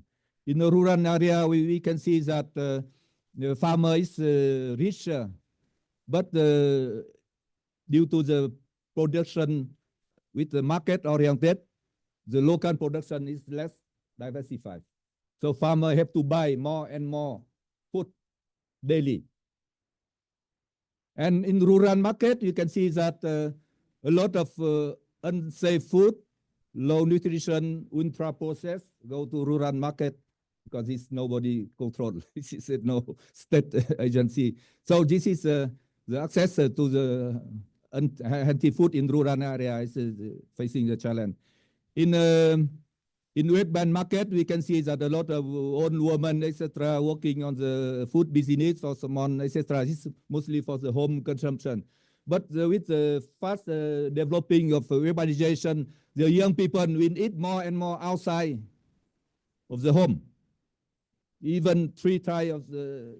So they are influenced by a lot by the market and the food environment. So I think that this is very interesting that in the food system action plan, we would like to maybe to think that we can use this kind of research for building a communication campaign, because changing the behavior of consumer is also Yes, also the need of the very strong communication that in the past we don't pay attention. Secondly, for the food environment improvement, we also some gap because who manage which ministry will manage the food? We have a little bit in health, in agriculture, and in trade. So nobody taking mainly the responsibility on the food environment. So I think that this is a question is that under the food system action plan in Vietnam, we established a national action plan to have the better coordination and to work more on the food environmental improvement. So we hope that SHIP and in a better diet program can continue with us to after discovering some problem, we should work together to propose a new solution. Thank you. So thank you very much. It's the end of this session. I apologize for the hiccups that we had, but we hope we solved it appropriately. And I would like to give the word back to the organization. Thank you. Thank you very much. Ladies and gentlemen, you have been sitting for quite a while. Our time, as you can attest, has been kind of a challenge, but it's time for us to get up a little bit. Let's take 10 minutes. There is coffee and tea out there. So let's take 10 minutes, and those who want to have water or use the washroom or have coffee, but 10 minutes is 10 minutes. We'll start immediately after that. Is that a good plan? Okay, so please, let's get up, take 10 minutes, and then we'll manage with what we have.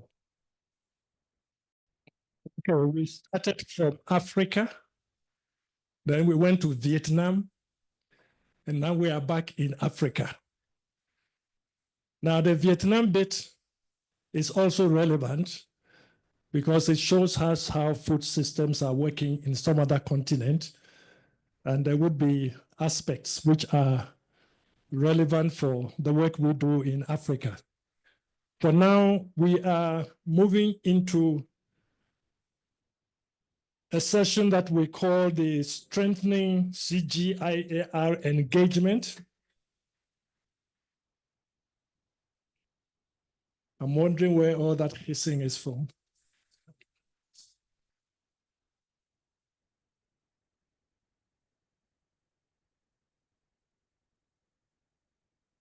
Okay, so here we're talking about partnerships, and particularly the partnerships between the CGIAR and the African Agricultural Research, Innovation, and Education Institutions.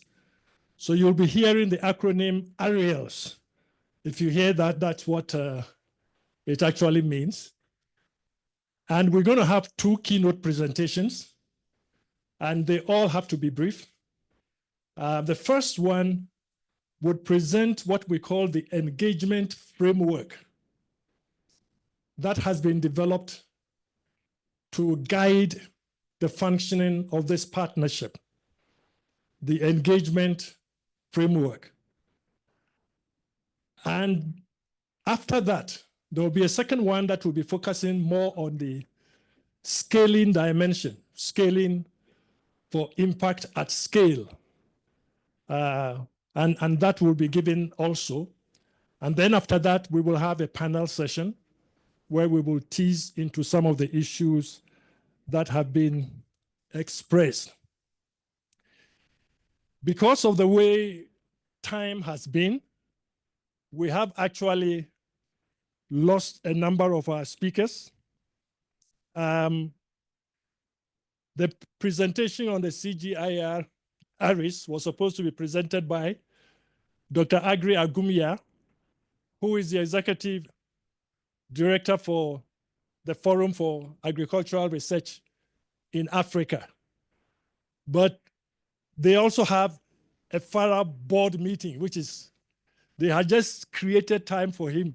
So he was here, but because of the time lapse, he has to run back. And he has asked me to help do the presentation. So I will be doing that. And after my presentation, we will call Solomon Gizau to give the other. Okay, so this is about engagement, partnership engagement framework. Let me give you a little background. Next slide. Just to give you a little background. Now, the genesis of this whole effort is the 1CG process. You know, in 2019, there was a lot of work done with the CG reform, but there were some concerns from African stakeholders and partners that the feeling was that Africa was not adequately engaged. So a number of very important stakeholder organizations took action. And leading that was the president of the African Development Bank. So a number of consultations were held in Abidjan, referred to as the Abidjan 1 and 2 consultations in early 2002. And the 4 principal parties in there were the Africa Development Bank, the Africa Union Commission, FARA, and the CGIAR at a very high level. And the concerns were voiced. So by the end of Abidjan 2, there was a communique of agreement that was signed by all these 4 entities. And following that communique, it was decided to develop an action plan, which was also put together.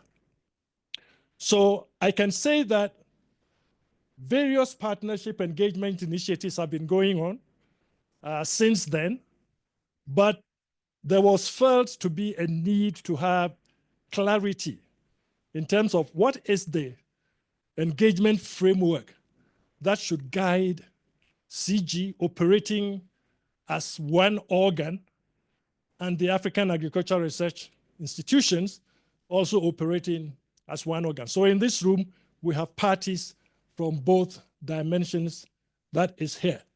And there was this emphasis that we really need to have the engagement framework. So when we talk about the areas, it includes FARA, AFAS, which is the African Forum for Agricultural Advisory Services. It includes RUFORUM, that deals with capacity building and the links with universities.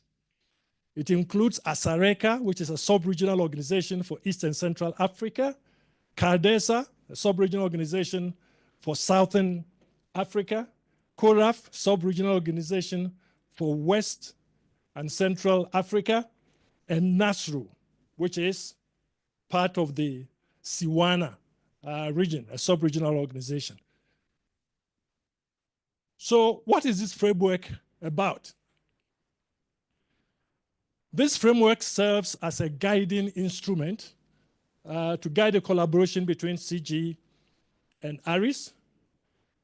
It provides a structured approach that is supposed to help us better link with policy and better conduct collaborative work. And also, it's important that we are able to aggregate together so that we can better align whatever we do with the continental framework goals, such as the Africa We Seek for 2063, the CARDEP, etc.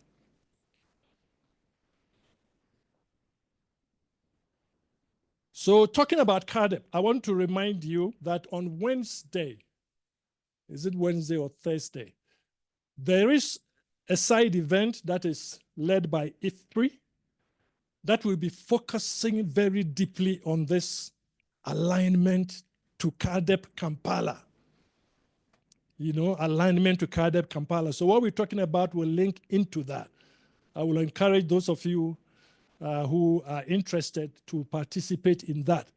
But all I will say at this point is that the partnership between the CG and the ARIS must be such that it is contributing to the realization of the objectives and the goals that have been set for the new framework of CARDEP. You know, CARDEP, the next framework of CARDEP begins in 2026.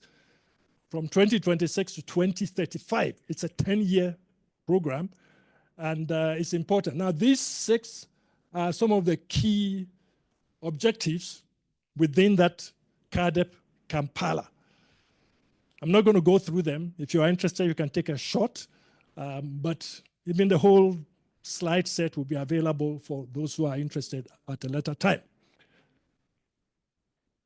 So we also have some guiding principles. If CG and IRIS are going to work together. The other day I was just chatting with one member from the IRIS side. And I said, what would you say is a key guiding principle for this partnership? And he said, mutual respect. I said, oh, you know, he gave me some examples. And he basically said, from my perspective, mutual respect. Let everybody know that everybody has something to give, and let us work together, yeah? So there are a number of others: complementarity for impact, shared ownership and co-creation, results-oriented collaboration, transparency, and accountability. Once again, I won't go into the detail of that. So we have also identified some areas of collaboration. The first one is research, innovation, and technology development. So definitely in this partnership, research, innovation is going to be key. But not only that, there is also the element of technology transfer, there is the element of delivery, and there is the element of impact at scale. So we'll need to figure out how all that plays in. Capacity sharing. We don't only talk about capacity development, okay? We've been talking about capacity building, capacity development for a while, but here now we are talking about capacity sharing. People have capacities. The question is, how do we put an instrument that enables us to share the capacities so that we can make better progress? Then we have monitoring and evaluation, and of course, resource mobilization. So if you like, these are the 5 key blocks of collaboration that the Africa institutions and the CGIAR are committing themselves to work on. Next slide. So how is all this going to happen? It's one thing to put them nicely like that. How is it going to happen? It's going to happen through diverse channels. One of the first things that was said was that we need to have this engagement framework. That engagement framework is now available. We can actually give the link for that, so people who want to look at the detail, they will do that. Also, it was felt that, yeah, we are all 2 big buckets of organizations, but we need to have one from each party to be held responsible for making sure that this collaboration works from our respective domains. So on the CG side, IIT is helping us to do that. On the ARIL side, FARA is helping us to do that. And then we also decided that we will have to organize annual planning and review meetings, you know, where we can sit together and figure out, where are we going? What is possible within my organization? Where are the areas that we can work together on? And prioritize some key areas that we can engage. We can't engage in everything, but we can prioritize some key areas that we can engage. So that is something that we have agreed to have progress review dimension, program of work for collaborative engagement, and then, of course, it will also have resource mobilization, etc. The other thing which is important, we want to show a united face as much as possible in big events and big fora. So let's say the African Union Commission is organizing what they call the partnership platform. Instead of all of us going in, setting up our booth, etc., we want to be able to show an integrated sense where we can go in and even do a joint side event or have a joint exhibition or you know, do some joint presentations, etc. So that's also pretty important. We have a number of expected outputs. I wouldn't go into them: capacity development, strategic partnerships, resource mobilization, and rationalization. Basically, how do we make sure that we are getting money for what is critically important? You know, how do we really do it?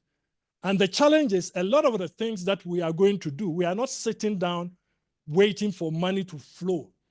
we have to look at what we can do with our existing resources. And that is the rationalization bit.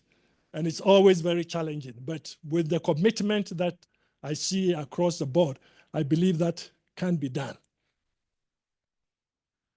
Governance and implementation, we decided there will have to be some kind of a steering group.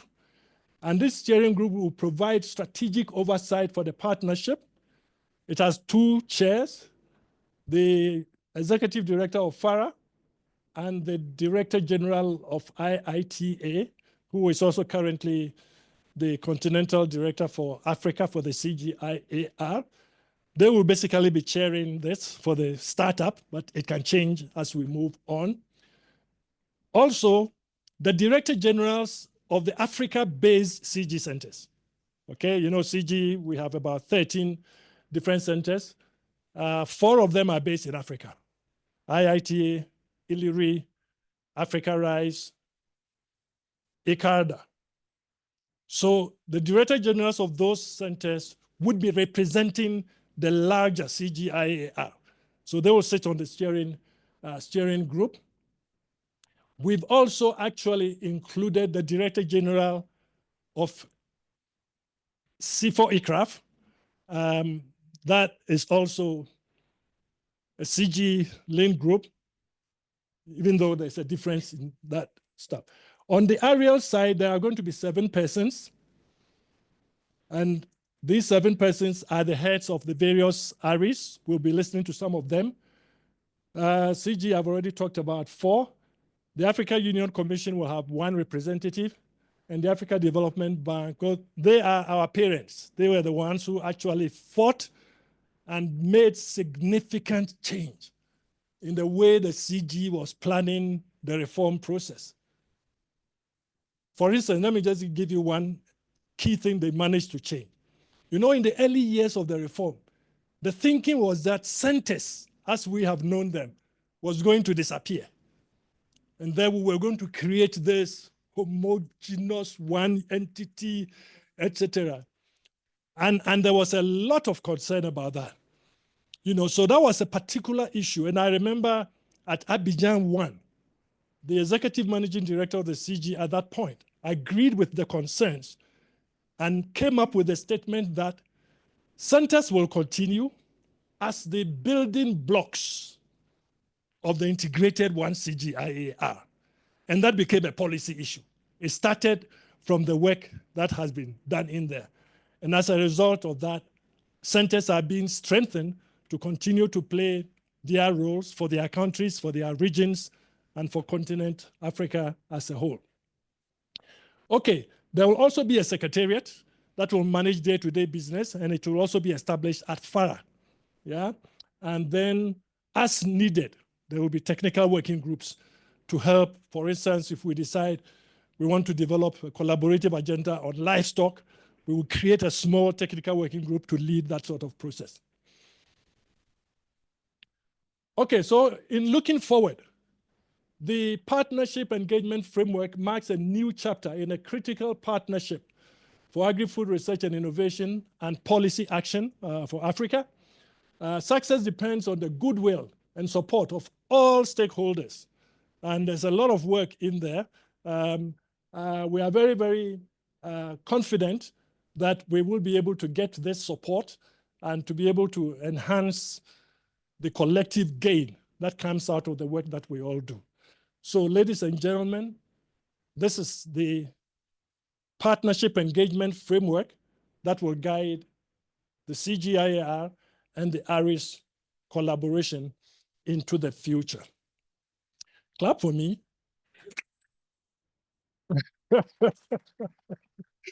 Okay, now I'm going to go straight to the second one, which is going to address a very important dimension. I mentioned it, the issue of scaling. And the plan is for us to start with a short video, but I am told it's solved. Okay. So we're going to start with a video, and then after that, Solomon will give a brief summary of some of the key issues. African Development Bank speed out. It seeks to double crop livestock and fish productivity by expanding access to product.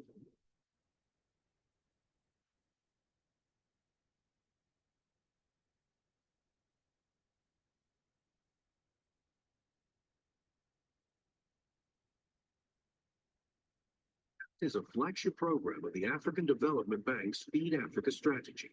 It seeks to double crop, livestock, and fish productivity by expanding access to productivity increasing technologies for over 40 million smallholder farmers across Africa.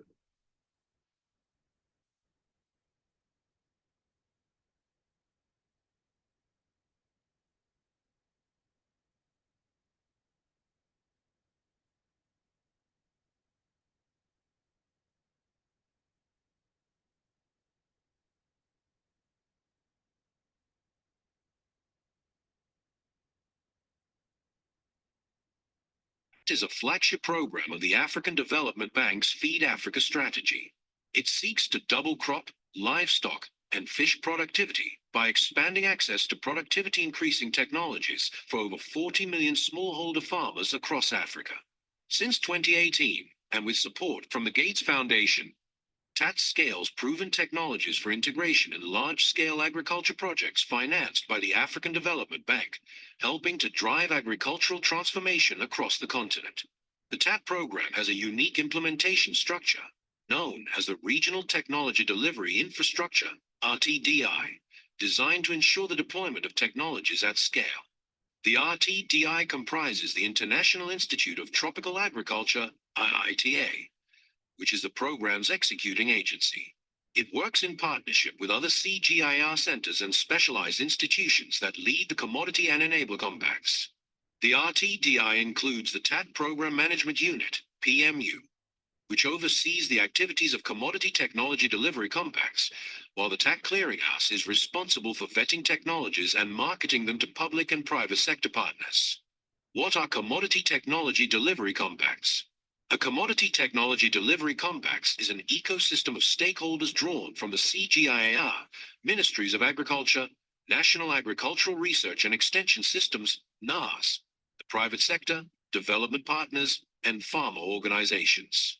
TAP provides technology expertise and technical assistance through 11 commodity-focused compacts, supported by 3 enabler compacts. The priority commodities under TAT include maize, rice, wheat, cassava, high iron beans, orange flesh sweet potato, sorghum and millet, livestock, small ruminants, fish, soybeans, and vegetables. However, TAT is open to accommodating other commodities based on requests from countries. Through the RTDI, TAT has scaled up the dissemination of climate-smart technologies, including seed, equipment, and good agricultural practices of the TAT priority commodities to more than 25 million farmers, boosting crop production by an estimated 25 million tons. This increase in food production is a testament to the program's effectiveness in enhancing agricultural productivity across the continent.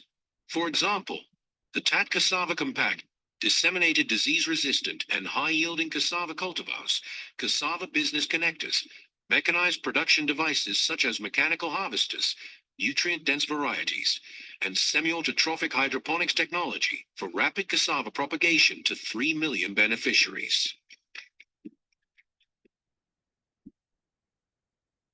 TAT, through its clearinghouse, sources the best technologies and innovations from CGIAR and other developers. These are profiled, vetted through an independent committee, and showcased on the TAT online e-catalogs. The e-catalogs are designed for specific audiences. Thanks to support from the Gates Foundation, TAT offers 3 e-catalogs for decision makers in governments, the private sector, and development partners. Each e-catalog presents technology profiles, prioritizing information that is particularly relevant to the audience.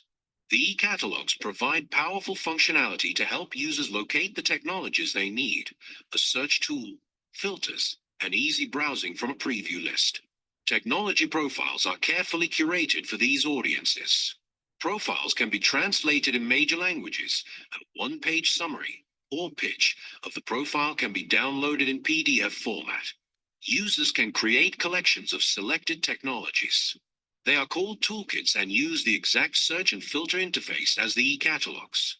Toolkits can be shared as links or saved as collections of pictures in PDF format. We currently showcase over 140 agricultural technologies and always look for new ones to add. The technologies featured in the e-catalogs are used by country engagement and private sector engagement teams to advise governments and private sector decision makers on the best technologies for their projects. What is country engagement? Country engagement brokers vetted technologies to decision makers and government officials, ensuring that proven technologies are integrated into large-scale agricultural investment projects. These projects are financed through sovereign loans and grants provided by the AFDB and other international financial institutions, IFIs. How is country engagement implemented? When the clearinghouse receives an invitation from AFDB and other IFIs to join a project design mission or subsequent missions, it mobilizes experts from TAC Compacts and forms a country engagement team. The team matches its country intelligence with TAT-vetted technologies from the e-catalogs to produce a compelling value proposition for a specific project. The value proposition is presented to decision makers and government officials for their buy-in, resulting in the inclusion of game-changing technologies and technical assistance in large-scale agricultural investment projects. Under country engagement, TAT has mobilized CGIAR scientists to participate in project design missions for large-scale agricultural investment projects in South Sudan, Burundi, Tanzania, Cameroon, Democratic Republic of Congo, DRC, Gabon, Sierra Leone, Gambia, and Central African Republic. What has been achieved through country engagement? From 2022 to date, TAT country engagement effort has resulted in the integration of 71 cases of TAT technologies into 14 projects and the incorporation of technical assistance in 21 projects across 24 countries, financed through the AFDB African Emergency Food Production Facility, AEFPF, which is the bank's emergency response to the food crisis in Africa because of the conflict between Russia and Ukraine. TAT influenced $857 million worth of investments financed by AEFPF. Of this amount, $4.13 million was allocated to the TAT compacts by recipient countries for implementation support to deploy the technologies through the AEFPF projects. 136 cases of TAT technologies were integrated into 18 projects financed through the AFDB African Development Fund, which provides concessional financing to the bank's regional member countries, RMC. TAT influenced $1.2 billion worth of investments financed through the African Development Fund. Of these, the recipient allocated $12.5 million to TAT compacts for implementation support to deploy technologies. Looking forward, TAT has mapped pipeline investment projects of AFDB, World Bank, Islamic Development Bank, ISDB, and International Fund for Agricultural Development, IFAD, for 2025 to 2030. They include African Development Bank large-scale agricultural investments under formulation during 2025 are worth $1.632 billion. ISDB, IFAD, and World Bank pipeline large-scale agricultural investments worth $2.944 billion have been mapped in partnership with Global Center on Adaptation, GCA, for 2025 to 2028. Additionally, the AFDB pipeline's large-scale investment projects and projects of other international financial institutions have been mapped in partnership with GCA for 2025 to 2030 and are worth $1.754 billion. Last, the Dakar 241 Food Security Delivery Compacts are mapped from 2025 through 2030 and are worth $62.9 billion.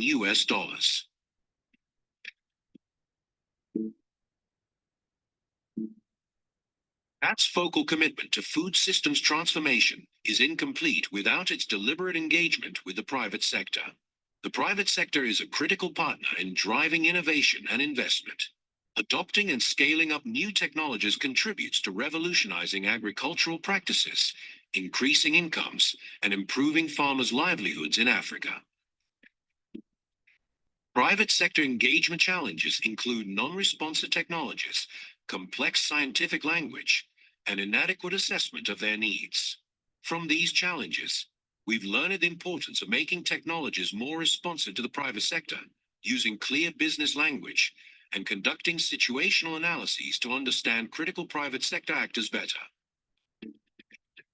TAT's private sector engagement includes linking the private sector with large-scale agricultural investment programs, directly engaging the private sector to adopt TAT technologies, participating in major agricultural events and fairs to reach out and establish connections. Two important initiatives support this strategy. The African Cereal and Legume Breeding Consortium ACLBC was established in collaboration with the African Seed Trade Association, AFSTA.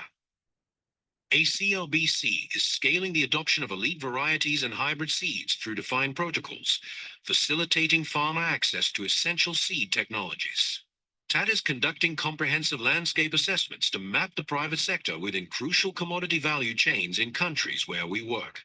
This approach allows us to tailor communication strategies to local contexts, ensuring our engagement with the private sector is relevant and effective. Some of our achievements include 22 private seed companies adopting 40 climate-smart, TAT-vetted seed technologies. 20 more cases of adoption are in advanced stages. Engaging the private sector alongside CGIAR scientists is a challenge we are happy to take on.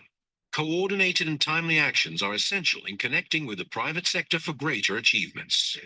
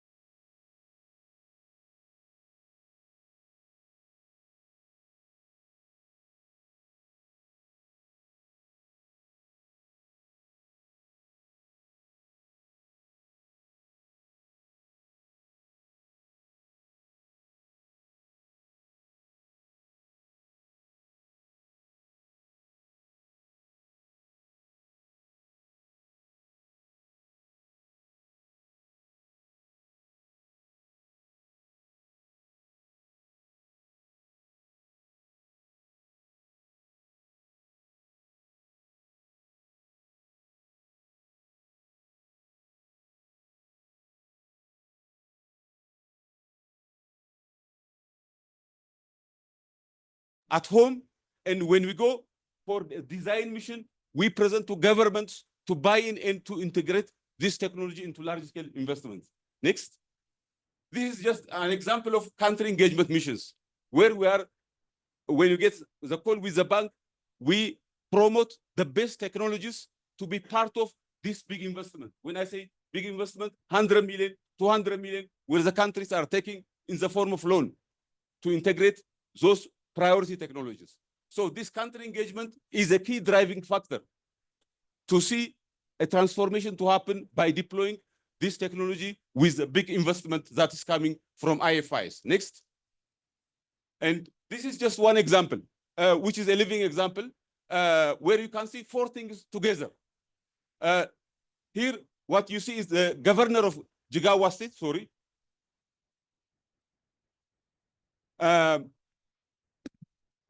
You can see this graph, how transformation can happen if a good technology, a proven technology, is linked to large-scale investment. With the loan money that Nigeria was getting from African Development Bank, in 2022, in one region of Jigawa State, only 5,000 hectares. In 2023, 55,000 hectares. In 2024, 104,000 hectares. So it is possible to see transformation happen. And this is a reality which is on the ground. So if we prove four important pillars are coming together, I think it is possible to drive agricultural transformation on the continent. This is another example on maize, water tolerant maize varieties, IWMI varieties, which has been reached to over 2.3 million farmers. And the productivity significantly increased. The average productivity in maize in Africa is not exceeding 2 tons per hectare. But with these best varieties, farmers are getting 4-5 tons per hectare. And this is also another example of wheat transformation in Ethiopia with the heat-tolerant varieties, which has really brought a major transformation in the country in a short period of time, mainly by linking with large-scale investment. Of course, leadership matters, partnership matters. The same rice, it has reached to 2.25 million farmers. With the best varieties, our farmers today can get 4 to 5 tons per hectare, those who adopt the technology, while the average productivity is about 2 tons per hectare. So it's possible to double productivity, double to scale, and benefit farmers to increase income. This is a cassava technology. Cassava, the average productivity is not exceeding 10 tons per hectare, but proven best varieties can give, on the average, 25 tons per hectare in the farmer's field. So these varieties are also integrated with semi-autotrophic hydroponic technology. That's a technology which is able to propagate best varieties to reach millions of farmers in a short period of time. With this approach, DRC, Togo, Zambia, Tanzania, and Sierra Leone, they have shown significant change. So my colleagues, please join us on this path to feeding Africa, and thank you very much. Thank you so much, Solomon. Thank you for highlighting these critical areas. I particularly like the first slide where you talked about the drivers that are key. It's very important, you know, and if you want to really look at how TAT has been successful, it wouldn't have happened if we didn't have a strong INI, a funding agency that was critically interested in bringing about this sort of change. And all those four elements that you presented are particularly. Now, let me call a number of people.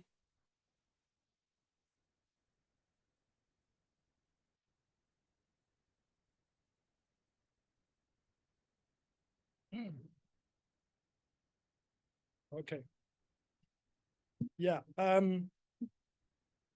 We're going to have a panel session to be able to tease some of these things. And I'd like to call Professor Apollinaire Jikeng. Apollinaire is the Director General for the International Livestock Research Institute.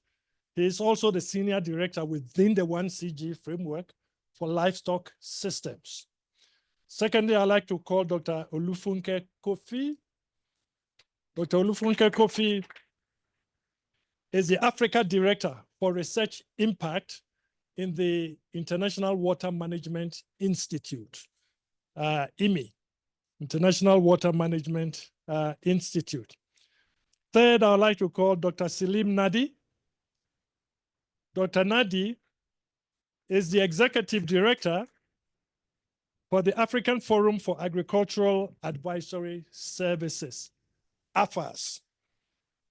And the next panelist to call is Dr. Mumini Savadogo, but he was here with us all morning, but he's got to go to this FARA board meeting. So he has asked to be represented by Dr. Emmanuel Njukwe. So Emmanuel, please join us. And finally, we have Professor Patrick Okori. Professor Patrick Okori, who is the Executive Secretary, Regional Universities Forum for Capacity Building in Agriculture, otherwise known as RUFORUM. Ladies and gentlemen, welcome to this time of interaction.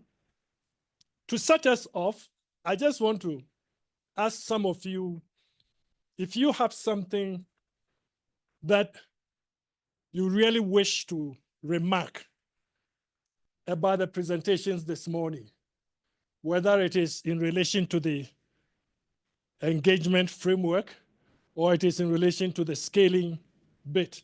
You know, we haven't done a lot of discussion questions, but there will be opportunity to do that. But I wanted to give the first shot to the people in here, and it's open, so anyone who has any comment or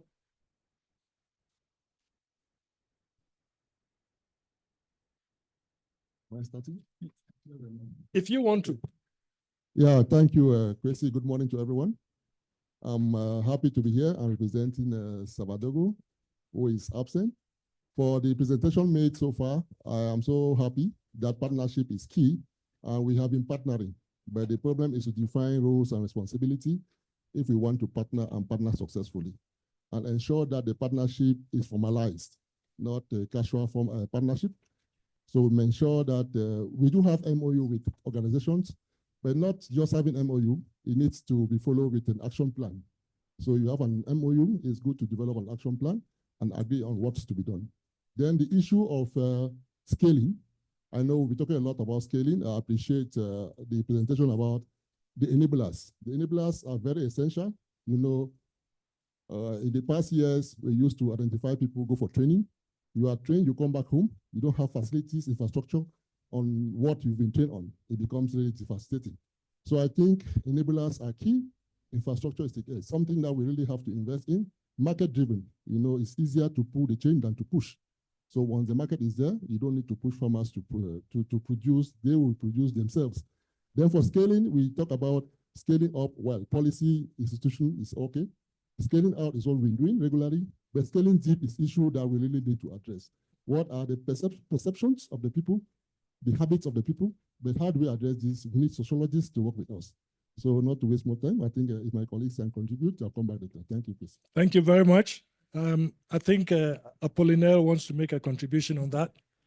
So let me start by thanking you, Kwesi and Solomon, for the two presentations. So they have helped me to frame the high-level points that we are discussing here today.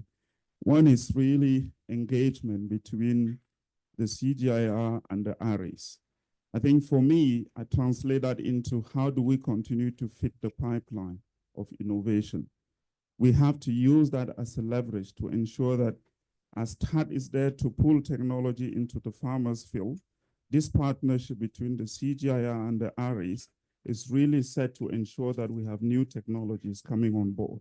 It's also helping us to have a push and pull, a co-design, understanding exactly what the issues are. I think that's one. The second one, which is really building on the energy that Solomon really indicated, is about scaling. You know, he talked about leadership, policies, and things like that. I think previously we thought, you know, if you have something which is really good, somebody is going to take it. Over time, we've realized that it doesn't happen. So we have to use the example of TAT to ensure that technologies actually are scaled and really scale at a large, beyond a country, beyond a region, really reaching farmers, because sometimes you can reach early adopters and think the problem is solved, and it's not solved. So these are the two elements of the framework for us to have this conversation. I'll come back in the later part of this conversation to give additional points on how we can use those two to really move this partnership forward. Thank you. Thank you very much. I know Funke wants to speak, but before I give it to her, I want to find out if there's anybody in the audience who has some burning issue they want to raise in relation to the two presentations that we have had. Anybody? I want to give two people who might want to. I can't see any hand. Okay, so then I'll go on straight to Funke. Funke, please go ahead. Okay, thank you very much. Just to add to what has been said in respect of Solomon's presentation, thank you very much for that presentation and the video, of course. Now, the CGIAR also has brought up a mechanism to actually take this forward through the Scaling for Impact program, science program, or not science program, Scaling for Impact program, which we'll get to know about this week. A whole lot of area of work is dedicated to, taking this beyond Africa to a kind of global clearinghouse where we begin to experiment, maybe in Asia, in other regions of CGIAR, on the approach that TAT has used successfully in Africa and taking it beyond Africa. So I just want to draw your attention to that and give you a heads up that during this week, Scaling for Impact program will be launching that and invite you to come to listen to that and see how we want to take that forward. Thank you. Thank you so much. Final contribution. Oh, okay. Let me come to you. First of all, let me listen to it, then I'll come back. Yeah, so thank you, Solomon and Kwesi, for that presentation. I think it's one of the first times in my short life that I've seen the higher agricultural education ecosystem actors brought to discuss, together with research and development actors, how to make agriculture work for this continent. Now, success is not a chance event. It's a product of carefully thought through intentions to deliver that success. And if you looked at what they presented this morning, there was a central cog which is missing in Africa here.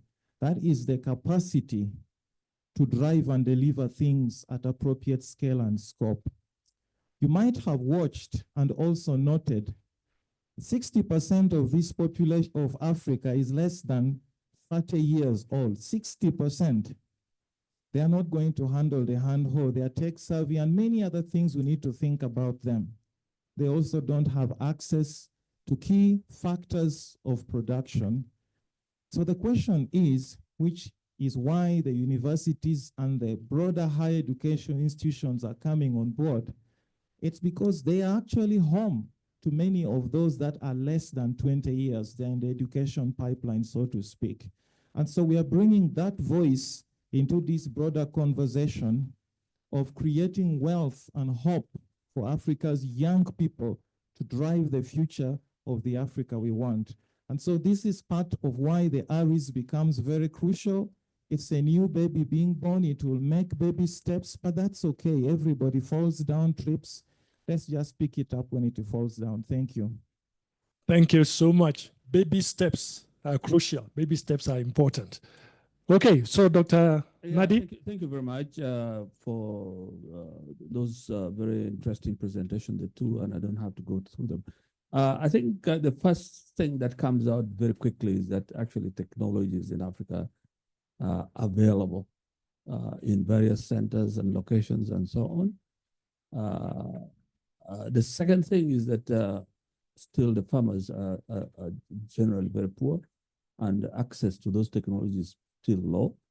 The third thing is that now we know resources are available. So what are the fundamental things? One of the things my colleague here has already mentioned is human capital in terms of extension, research, and so on. is probably the lowest since independence in many settings. The other one is looking at scaling. And I think my colleague here has mentioned it, scaling out. And then scaling out you have to think about it in terms of basically diffusion. Once you start scaling out and technology starts diffusing by itself, I think that's where you are almost reaching where you are. But it takes a lot of other things. I've mentioned human capital, but it takes also in consideration technology itself and innovations reaching to the last mile, but also the issue of using tools and applications like digital applications and so on. And he has mentioned deploying the youth. And the youth, I think there's an interesting story I was reading about a country which is going into elections. A politician took a hose for buying votes. I'm not a politician, but I just looked at it. And the youth threw it away. Just mentioned it. The hand hose is not what the youth want, you see. And I think we have to adapt ourselves to what the youth want, to ease of farming, but also intensification and so on. So that's where they want. And also using knowledge, a huge amount of knowledge that is available and accessing it to the youth. I think those are critical things. Thank you very much. Thank you. Thank you for those excellent reflections on what we have heard this morning. Ladies and gentlemen, we've been talking about strategic partnership between a body like the CGIAR and a body called the ARIS, the African Agricultural Research, Innovation and Education Institutions. That's what we are addressing. But we're not starting from scratch. We're not starting from zero level. So I want to hear from some of you, what are some of the good examples you can give from your own institutional perspective, where you can say these elements came together, and as a result of that, we had this wonderful soup that we can all drink. So let me start with Professor Apollinaire to give us that feeling from the ILRI perspective. What are some specific examples you can give us? So thanks, Kwesi. I want to double up, go beyond ILRI, because you've asked me earlier to speak on behalf of the CGIAR. So it's going to be about ILRI and also the CGIAR. I want to build these few points on the two main points that I mentioned earlier, really around scaling and building the pipeline for innovations to be scaled and technologies to be scaled. One, you say we're not starting from scratches. We are actually in a long-standing relationship between the CGIAR and the national programs. And that's really why we are here this week. The Science Week is the CGIAR and Partners Science Week. On this, we acknowledge the support and participation of the Kenyan Agriculture and Livestock Research Organization to be the co-organizer. I think that's the rich history that we have. And within that is a history with impact. I think we can talk about specific examples and things like that. You saw on the chart here, scaling small ruminants and poultry and things like that. Those are really examples that we can highlight. It's also a history of strong collaboration. We are moving from collaboration into strategic partnership, and that's why we are in this session here. And it's also a history that's rich on capacity building and capacity development. I don't think there is any African country where you can go and look in various ministries and fail to identify somebody who has had some training and some affiliation with the CGIAR. We have to celebrate that. I think that's the foundation onto which we're trying to build this conversation. The second sub-point that I want to mention is really coming back to TAD. TAD is not just an accident. It's a design, it's a vision that people got into it. It's about leadership. And we have to ensure that this is sustained. Sustainability is really what we are talking about here. President Adesina designed this under his tenure as the president of the African Development Bank. I'm calling on everyone here to become the ambassador of TAD. Otherwise, it can change course, it can become something else, and we will lose the gains that we have made. I think that's really important. Coming back to that, we have a framework. It's not a perfect program, but we can correct some of the issues that we have noted along the way. And I'm very proud of that because it started about drawing technologies from the CGIAR. Because the way technologies are available in the CGIAR, we have demonstrated that if you have a pull, you can push technologies out. And I'm calling for those who are involved in R&D here to ensure that we continue to feed that pipeline. It's really important. The next thing I want to talk about is the African constituency.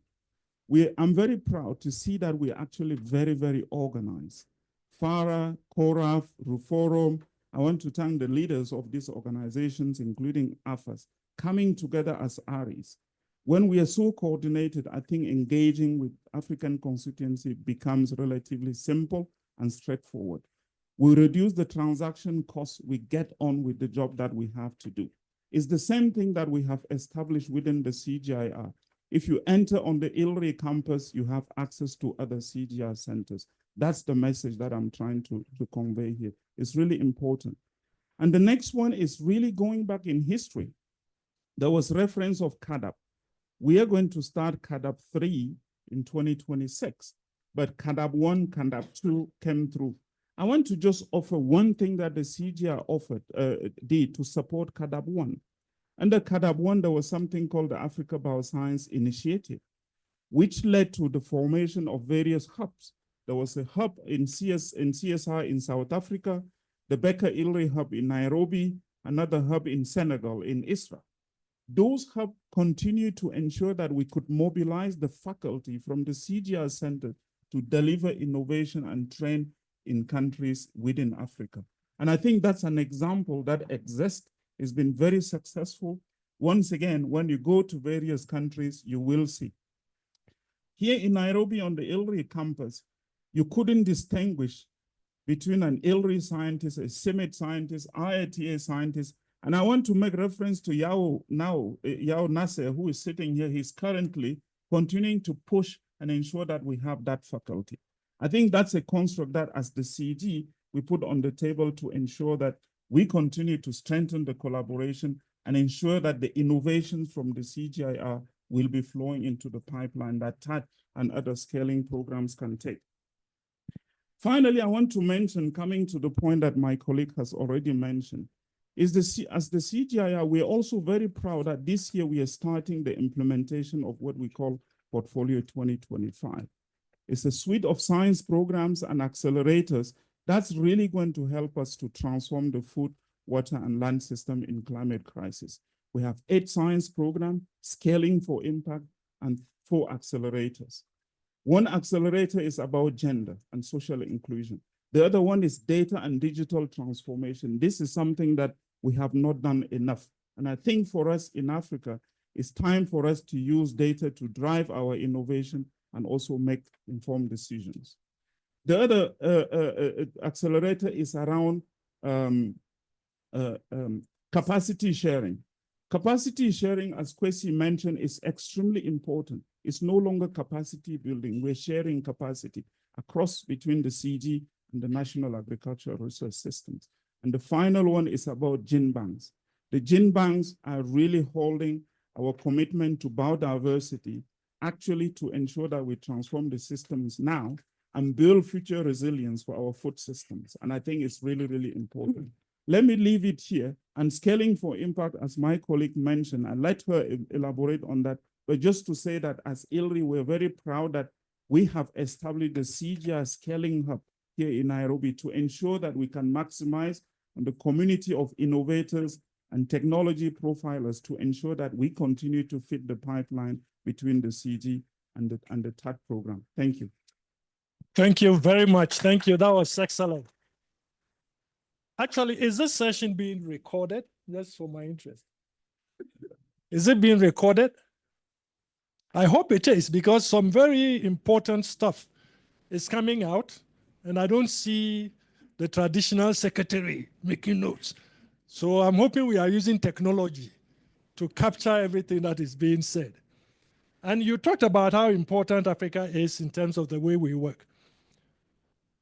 I'd like to say one area that we haven't engaged adequately is with the regional economic communities, the RECs. 2 days ago, I met somebody who says he works in the ECOWAS.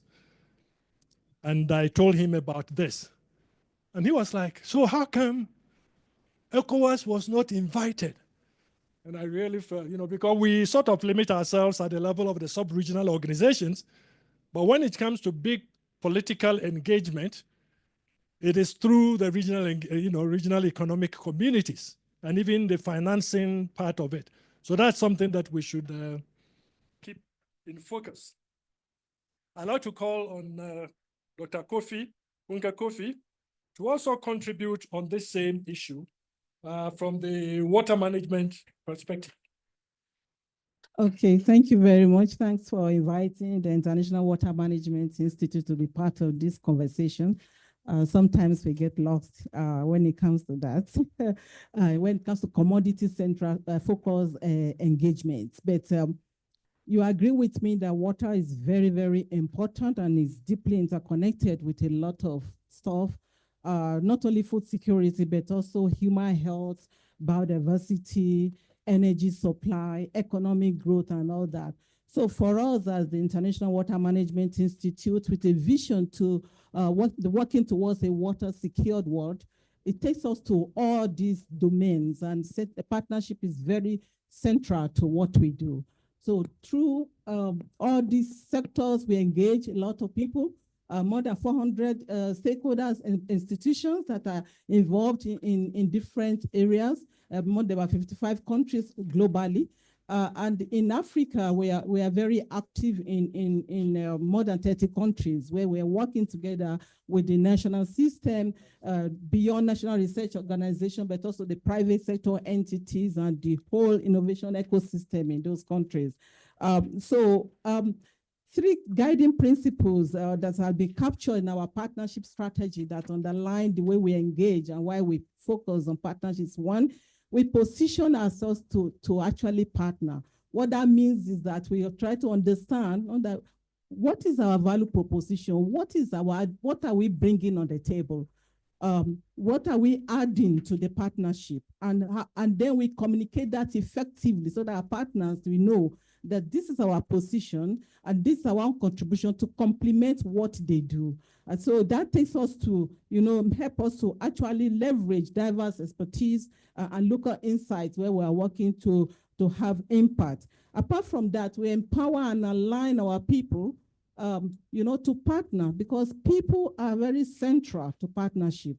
And it's about understanding the people and having the ability to actually engage properly and to put people in where they belong to, and make sure that with mutual respect that people were talked about earlier on, that we put that into consideration. So it's about building relationship. It's about, respect and mutual benefit sharing. Apart from that, third thing is about what we use as a kind of guiding principle is strengthening systems and processes that we put in place with tools and practices that will enable us to actually nurture relationships, that will lead to impact.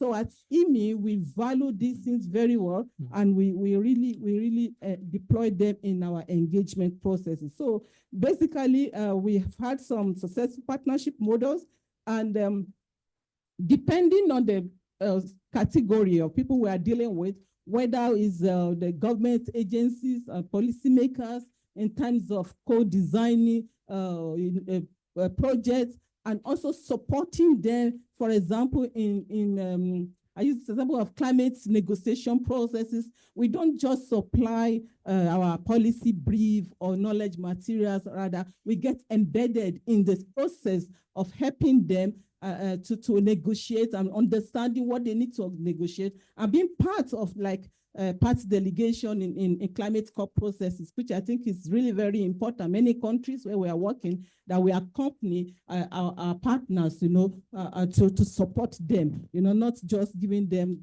papers. When it comes to scientists in the universities and National Research Institute, it's about co-creating knowledge that are relevant in that context.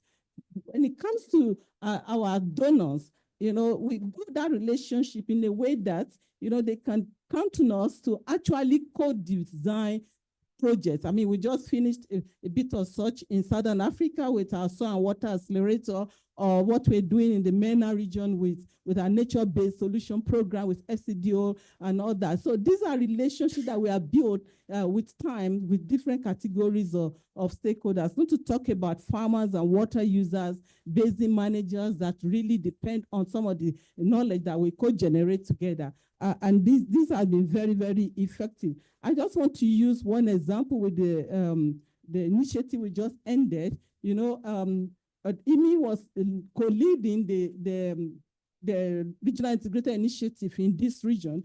And with this network of community of spirits, that they established, a lot of things happened, a lot of impact. More than 50,000 stakeholders really benefited from some of the results that were generated. So I think that is very important. Not to say that there are no gaps. There are things that we can still strengthen. When looking forward, there are things that we really need to begin to do differently. We still need to, beyond the mutual learning and resource sharing, and enhance local relevance that has come out of the partnership we have. We still need to look at an area of funding disparities when it comes to partnership with the national, with the areas. The funding disparities between the CGIAR and the NARES, and sustainability beyond projects. Most of those things are around projects. And so when project cease, then what happens? Some of those groupings don't continue. Another thing is about, some of these unequal power dynamics, in some collaborations that needs to be dealt with. So going forward, we're looking at, kind of partnership that where we advocate, models of partnership that are financially and institutionally sustainable beyond project cycle. Thank you. That one or two more points. And then that we can align. Yeah, sorry, I have quite a lot of points, but because of time, and that's it is very, very important that everything that we do, we've been doing it, but we need to do it more, that we align our research agendas, with the needs and priorities of African stakeholders. And that again takes me to the new program on scaling for impact, which is another mechanism that the CGIAR is putting in place for proper alignment beyond what we have been doing before within the CGIAR, to signal demand appropriately and to ensure that we work towards creating that enabling environment that will make our partnership to be very sustainable. I have to step in. Okay. I have to step in just because of time. Yeah, I know you have a lot of very good points, but because of time, I'd like to challenge our CORAF. Dr. Savadogo couldn't be with us, but Emmanuel Njukwe, and Emmanuel comes from two sides, from the research side through the CG system, and is now working as the research director at CORAF. So where do you see CORAF in relation to all these strategic partnership elements that we're talking about? Can you briefly give us some insight into that? Yeah, thanks, Kwesi. CORAF is West and Central African Council for Actualization Development. And at CORAF, we do have shareholders and stakeholders. The shareholders are the association that owns CORAF, that's the National Actualization Systems. Then the stakeholders are the CGs, the private sectors, the NGOs, the small organizations. Those are the stakeholders. Then at CORAF, we do have models and approaches to scale technologies and develop technologies. We do have National Center of Specialization and Regional Center of Excellence, where we do develop technologies, co-creation with the CG centers. Then we do have models and approaches to scale technologies like the Agricultural Technology Pact. We also do organize events like MITA. MITA is the marketplace for agricultural innovation and technology. That is done in collaboration with the CG Center, especially TAPS, where we bring actors together to showcase technology innovations they have, and also private sectors where they can multiply the technologies, and then the beneficiaries of those technologies will come together. It's an annual event we do organize at CORAF.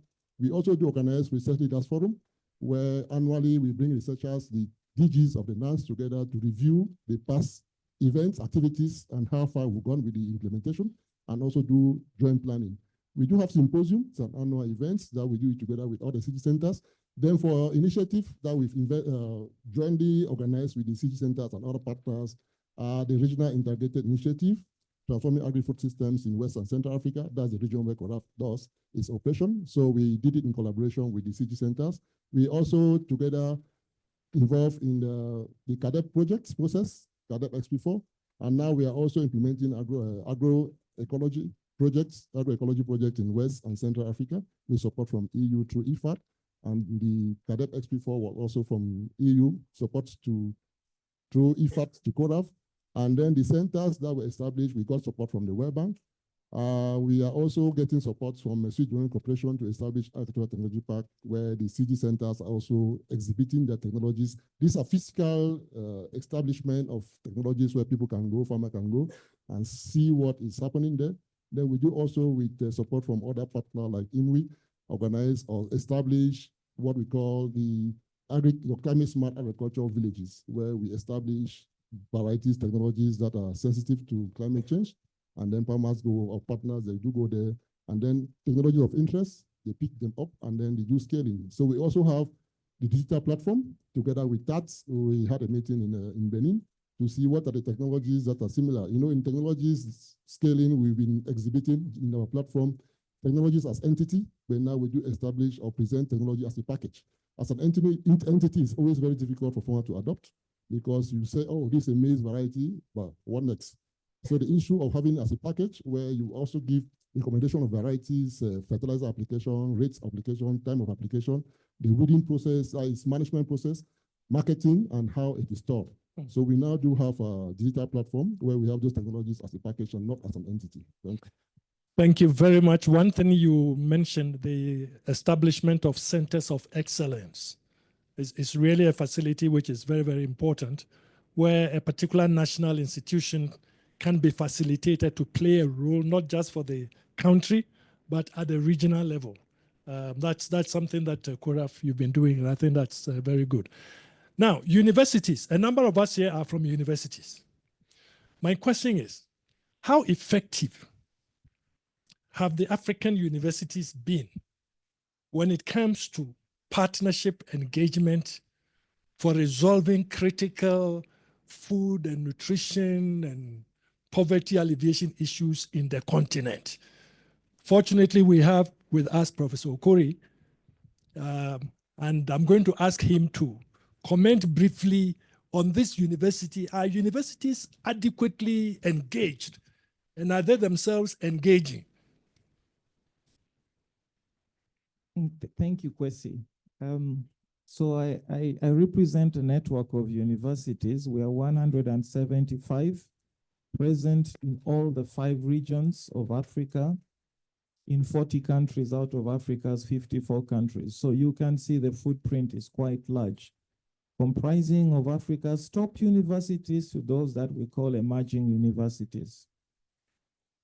Recently, we recognized that because of the low gross enrollment rate across Africa, it's just 9% compared to other developing regions of the world, which is at 38%.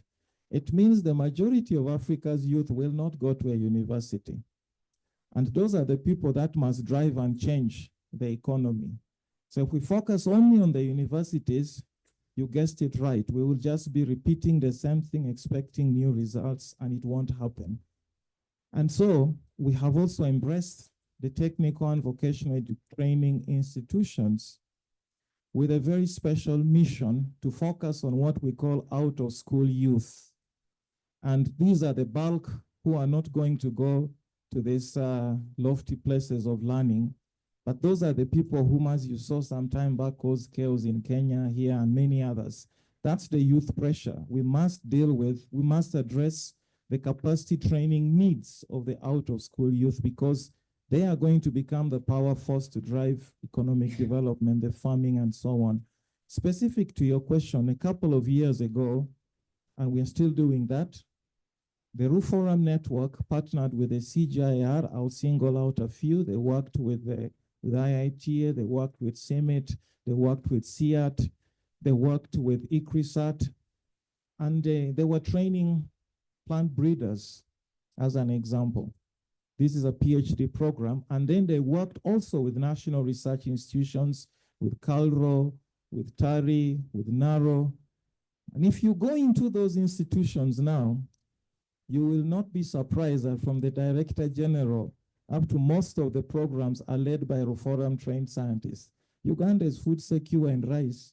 There's even one here because of such a partnership. So can it work? Yes, Uganda leads the region in roots and tubers. Where did that person come from and that team? They came through such a strategic partnership. But now we are stretching a little bit more to work with AFAS to support them in terms of curriculum development and quality, among others, and the tools that he has talked about. Africa's youth like tinkering a lot with digital tech. So we are working with them to develop these tools that are going to address the issue of shrinking access to knowledge and knowledge products for both output and input markets. And we're working on something with them and with AGRA. And this is an experiment. But something else we have started now, which is where we want our future to be. We see the CGIAR as a very strategic partner in terms of resource endowments and ability to sustain research at a long range. And we would like to build that capacity in our universities. Our universities have projects. They don't have programs. If you ask any university, what research agenda do you have in agriculture? They don't have one. And so we are moving towards that. We are calling it a transformative journey, and we're implementing a transformative agenda. And in that agenda is the whole issue of having research programs that are tied and integrated with other larger investments so we can cost leverage, so we can share.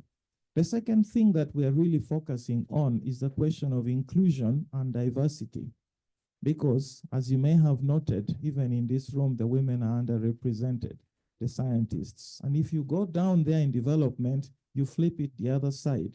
The practitioners of agriculture are overwhelmingly having more women and youth compared to the older men. And so there are these issues we need to address to understand those nuances, and African universities must play a role to inform you how you should do your research and engage with you on strategic placement of investments and directions. And last but not least, we were approached by the AUC, and this was their message to the African institutions. They said, you guys are outside of the national innovation systems as far as agriculture is concerned. And yet in some countries, you have up to 30, sometimes 40% of the full-time staff equivalent. We need data from those countries. Measurement is what I'm talking about. Can African universities do that? We are saying yes. And in partnership with the CGIAR and everybody else here, we think that we can provide that basis for measurement so that you know, ultimately, if you put $10, you're going to get this. The return on investment, that big number everybody looks for. We don't have it for many of these countries, including some that you were showing. I saw them case studies ongoing. African universities must be part of that because that's where you have the ag economies and all, producing all kinds of brilliant papers. The young men and women, they are there. Please engage them so that they are part of the successful journey. Thank you very much. Excellent. Thank you so much. It's so important with the universities. It's a real area that needs to be strengthened. So I think the CGIAR's framework should be able to build on some of the work that Forum is doing and see how we can strengthen this particular important dimension. The two key questions that are going to be addressed, I see a hand there. Before I come to you, I'm shortly going to ask Dr. Nadi to say something specifically about AFAS. I don't think all of us know what AFAS is and what it does. So I'll ask Dr. Nadi to briefly. After that, I will want to ask, is Namokolo here? Oh, she's here. She's at the back. I'll ask Namokolo, in the context of all that we've been discussing, I'll ask Namokolo to link it all to what is happening very briefly in relation to our partnership with the African Union Commission. Because as you know, African Union Commission is one of the parents for this initiative, okay? So we want to see how that should be addressed moving forward. But before I give it to Dr. Nadi, I'd like to, my brother, how are you? How are you? Thank you. Well, thank you for giving me the floor. Just a couple of precision for Emmanuel. You forgot to mention that CORAF have signed an MOU with the ECOWAS. It's very, very important that CORAF is the technical arm of ECOWAS. And also CORAF is coordinating seed production in the whole West African region. It's very, very important because seed is the basic for our agriculture. If you don't have good seeds, there's no way. During the Ebola business, you remember CORAF brought all the seeds to Liberia. It's very, very important. So don't forget to mention those two aspects because Atakran said, well, they ask ECOWAS is not aware of this. But you forget that CORAF is the contact of the research to ECOWAS. If you forget that CORAF is the contact and CORAF is not, involved in the terms of informing those institutions, CORAF will not do it. That's why, think that CORAF is the contact in the research organization with ECOWAS. The second aspect is FARA. FARA is the contact at AUC. FARA is the technical arm of African Union. You know what I'm talking about. That's why the IRIS is very important in the term of engagement and the partnership. You have to be aware of that. So those questions, you should not start discussing those questions because it seems like you're denying some, that FARA is the contact. Use FARA. You want to talk to ECOWAS, use CORAF. Don't be, turn around. You see what I'm saying? If you want to do it yourself, don't forget one thing. We are all project driven. When the project stops, nothing will happen. Now, just, to find my last cookie. Let's not forget, anytime we discuss about these issues, we say NARS, but we don't know what really NARS represent. Because I come with ISRA, because ISRA is one NARS in the system. NARS, they are not aware of what we are discussing here. I'm telling you. We talk about TAT. I know very well TAT, because before we start TAT, it was WATP we had, West African Agricultural Transformation Program. We didn't do it, and Adesina, president, came with the TAT. But the problem, they didn't say the component of the TAT at the national level, they depend on the loan they have with, to do TAT in their country. So there's no loan. I mean, Senegal, we don't have TAT loan for ISRA. You go to Gambia, the same. You go to all West Africa, no country has a loan from the AFDB to do TAT in their own country. They count on IITA. So who's owning? That's a problem. I mean, anytime we have results and achievement, who's owning those achievements? We don't know. Don't always talk about achievement, but let's talk about failure. What we didn't do very well. What the failure we have. And because we are learning more from the failure than from the achievement. Because achievement, we just put it, if I look at CORAF here, I say, well, CORAF, they say what? Sorry, just to be sure you know what I'm talking about. They say farmers. We have 105 million farmers.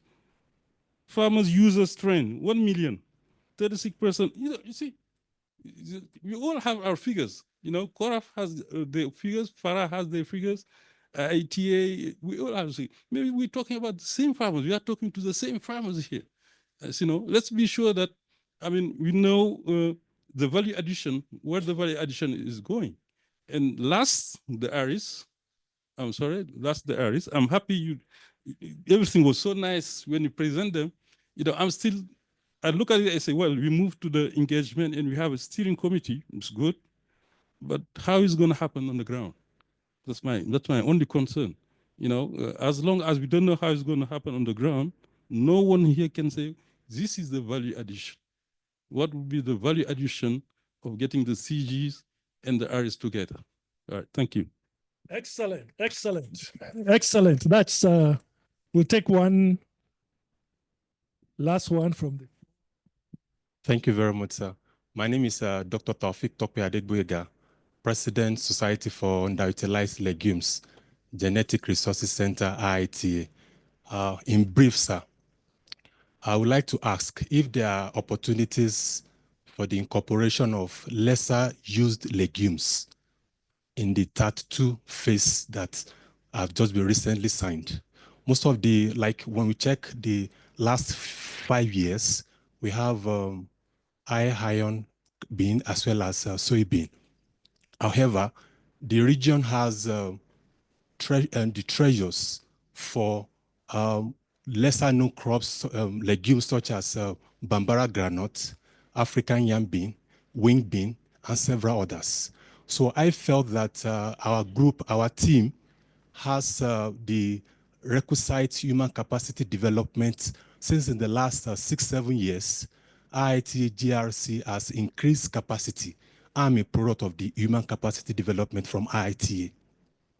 However, there is a need for us to scale up intervention, particularly geared towards utilization, use of these legumes for ready-to-eat therapeutic foods for minority children and pregnant women, as well as use in nutrition and diet. So we'll be very glad if there could be an opportunity, like IFPRI is here, these legumes could be used as animal feeds in lowering the cost of the feeds that we have across the region. So it's an appeal from our team that we seek for the incorporation of underutilized legumes, and that will assist us to key into the global VAX. Thank you, sir. Thank you. That's a very important element. You know, the VAX initiative actually addresses quite a number of those. Ladies and gentlemen, I know a lot of you would like to talk. The challenge is time. And we have another session after this. That's why I'm just jumping over. So forgive me. Let's finalize with these two interactions. First from Dr. Nadi, and then I'll go to Namukolo.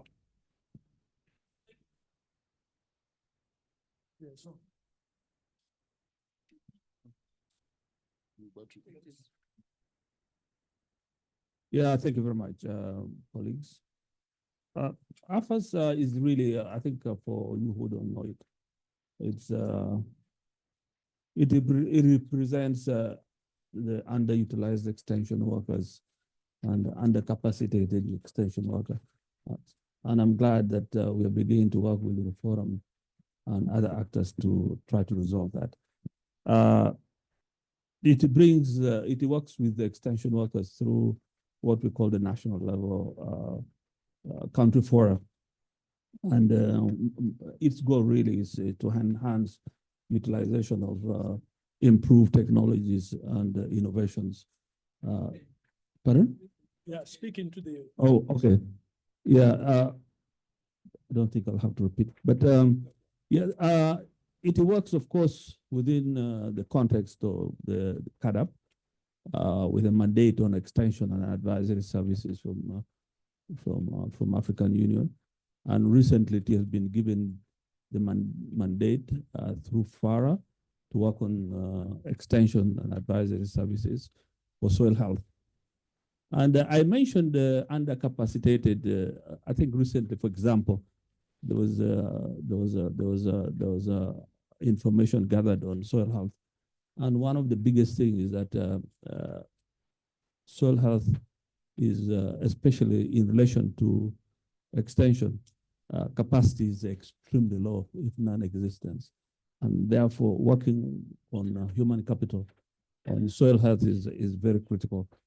I think I don't have to mention a lot of. I think we operate really in about 26 countries right now, over 30, and very intensively. And the areas right now we're operating with country fora and so on is in agroecology, digitalization, the issue of human capital development, with a lot of support from our partners from FARA, we're working with the forum on youth, he has mentioned it. And working with, I think Tata has also mentioned, we are working on that. One of the big interventions that has happened, and especially influencing continental issues, that for the first time,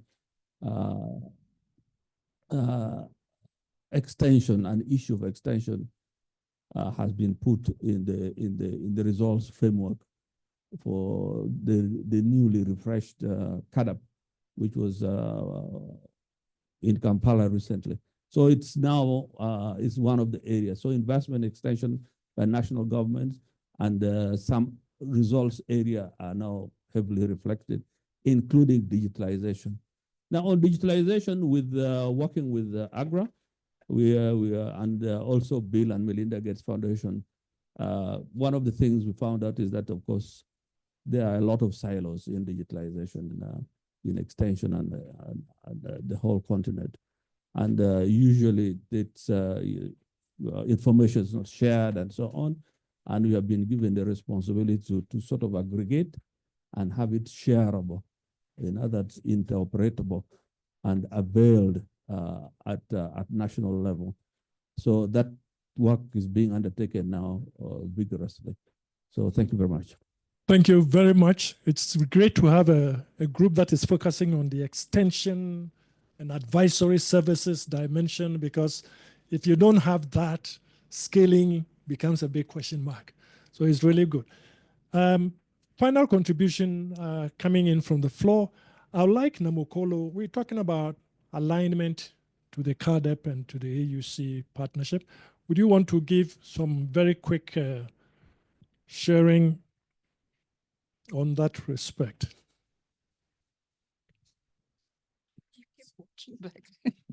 Hello, thank you very much, and thank you to all the presenters. I think as part of this broader context of CGIAR working to do better on the African continent is the realization that there is quite a significant presence of CGIAR on the continent. And so us aligning to continental processes is a critical way through which CGIAR could enhance its impact on the continent. As part of the issue of Abidjan 1 and Abidjan 2 that was raised, the Africa headquartered CGIAR centers, last year we actually reached out to the African Union to go and have some discussions on how we could contribute to ongoing processes. One of the big asks from the African Union Commission was asking CGIAR to contribute and assist to support the development of the post-Malabo CADEP strategy and action plan. And through IITA and ILRI, they put forward and nominated scientists from across CGIAR. So there was CGIAR people in all the 13 technical working groups that actually drafted the next 10-year strategy of CADEP. And then just drilling into one country, in Ethiopia, as part of the UN Food Systems Summit process, we have 11 CGIAR centers in that country. And all the centers have mapped all their research to the national food systems transformation pathway. And we did that as part of the 2021 stock-taking event. We plan to do so again this year as part of this year's stock-taking event. The idea there is to make sure that that government process that is intended to accelerate food systems transformation actually is aware of the research that is going on in the country, so that we work along the government programs and the processes they have put in place. And as evidence becomes available, we have direct links to feed that evidence into the national processes. On the CADEP side specifically, you will be aware that CADEP has taken a food systems approach. And so there, the monitoring and evaluation framework that we have developed in Ethiopia includes CADEP. So CADEP BR indicators, strengthening the CADEP BR indicators on food systems transformation. And there we are engaging with AGRA to actually make that a broader continental perspective, using Ethiopia as a case study to take that into the broader CADEP BR process. Ethiopia as a CADEP champion has undertaken to use this case study so that we can actually take it through the CADEP process to other African countries as well. So we are working closely with the Minister of Agriculture there, who has actually undertaken this process as well.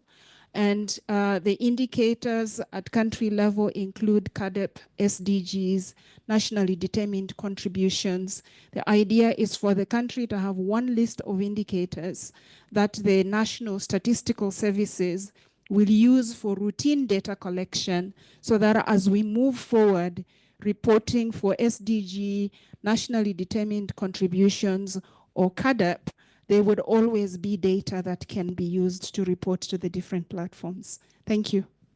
Thank you so much, Namukolo. You can see there is a lot going on, and I believe this CGIAR framework will be able to guide us to support what is set up within the CADEP, but also other priority areas, priority domains of significance that we're all working on in our respective agencies. I would like to thank all of you, particularly those of you sitting down listening. I mean, you are the survivors. You are the people who have held on in spite of all the challenges that have been drawing on people's time. So I really want to thank you. And I want to thank the two keynote speakers, as well as thank our panelists. Before they run, I'd like to take a group photo of the panelists. Namukolo, I want you to join that group. I will just take a group photo, and I will ask you to also stand, stretch your legs whilst I pass on the microphone to Atai for the final leg of this big meeting. So thank you all very much. Namukolo, please join.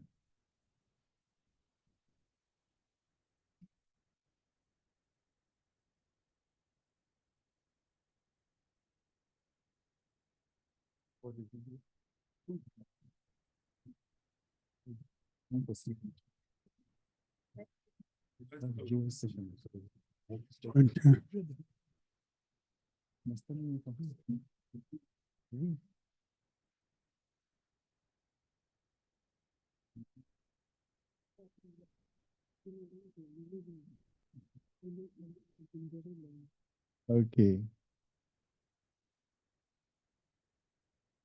Okay.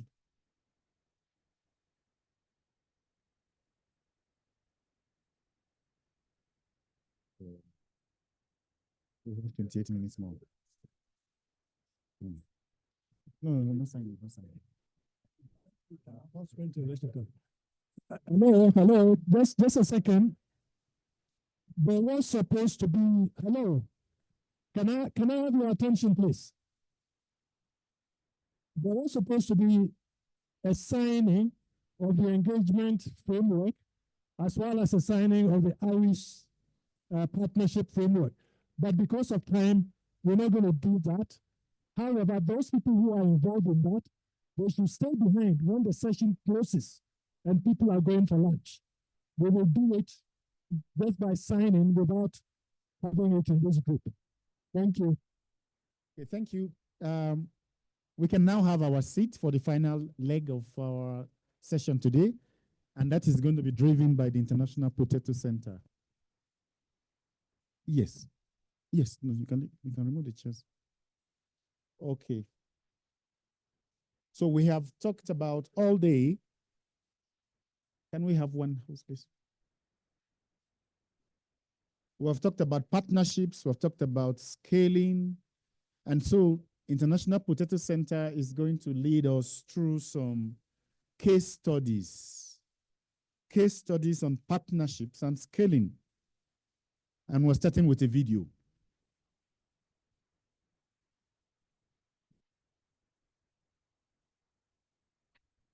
Hunger in cities is on the rise.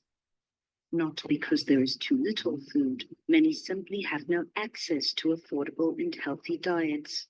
Por eso es súper importante tener iniciativas que puedan ayudar a generar este vínculo entre lo que ya no se comercializa y las personas que lo necesitan, ¿no? But are there ways to make our cities healthier and more resilient?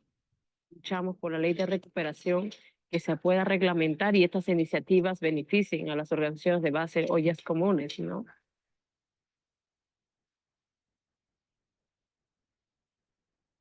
Ulianina Huama lives in Manche, on the outskirts of Lima, where she runs an Oya commune, a communal kitchen that provides affordable or free meals to those in need.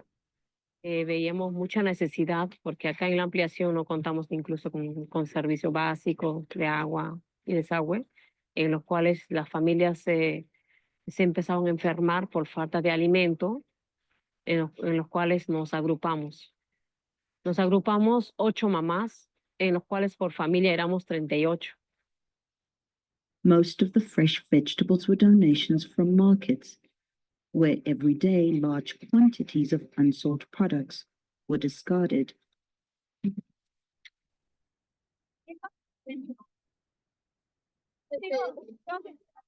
Angela Fuentes from the International Potato Center, or SIP, is part of a global team that works to improve access to healthy diets for vulnerable communities.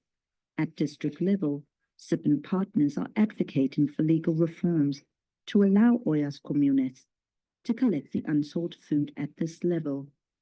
Se busca justamente generar resiliencia, otros mecanismos de resiliencia para enfrentar tanto las crisis económicas, el rápido crecimiento de la población. Entonces, sí es bien importante el acceso a los alimentos, ¿no?, que se tiene en la ciudad. With limited food access, stunting and anemia rates in Lima have increased. To tackle these nutrient deficiencies, Fuentes also collaborates with Incuba Agraria, the business incubator of the National Molina University. Here, students are developing promising products at their food innovation lab, like the 3-Power yogurt, which SIP supported with seed capital to develop their prototype. Se diferencia de los otros yogures porque tiene el doble de proteínas. Además, es el único yogur en el mercado que contiene hierro y que contiene vitamina A. Y de esta manera nosotros quisimos repotenciar el valor nutritivo del yogur, que es una bebida muy consumida por los niños. Food has always been central to urban life, shaping economies. But perhaps more importantly, every shared meal is an opportunity to connect and to find resilience in the face of adversity. Yet for this, citizens need support, not only from centers like SIP, but the cities they live in.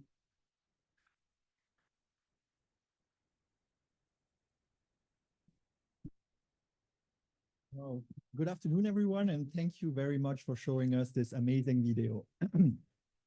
It's really a great example of what we as SIP can achieve through partnership and support of beneficiaries. My name is Etienne Clairbout, and I work in Nairobi for the International Potato Center in the thematic of urban food systems. Today, in this session, I'll walk you through how we use partnerships in order to achieve direct results, create amazing innovation, and improve the livelihoods of our beneficiaries. So, that's not the right presentation though.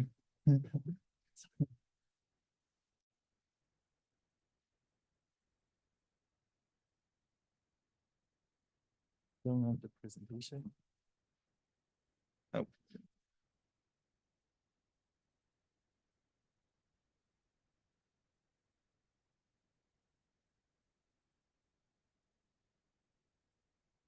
Yeah, it's this one, please. Thank you. Shall I use this to do this? Okay.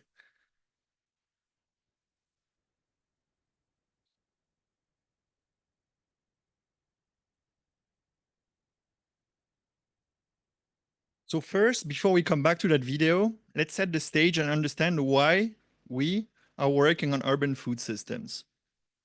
So very quick numbers. So by 2050, roughly 70% of humanity will be living in urban environments, and including more than 5 billion in low and middle income countries. As you can see in Nairobi, the growth is really exponential. Right now, there are roughly 5 million inhabitants, and in 25 years, we're going to gain another 10 million. We're going to triple to reach 15 million inhabitants. And by 2050, again, which is very soon, roughly 80% of the worldwide food will be consumed in urban environments. So this brings big challenges. Rapid urbanization brings major challenges for local food systems. In many cities, expansion occurs mainly through rapid development of informal settlements. In those informal settlements, access to clean water, affordable and nutritious food is very limited, very scarce. This brings major health threats. Non-communicable diseases such as diabetes, obesity, and malnutrition are on the rise in those urban areas.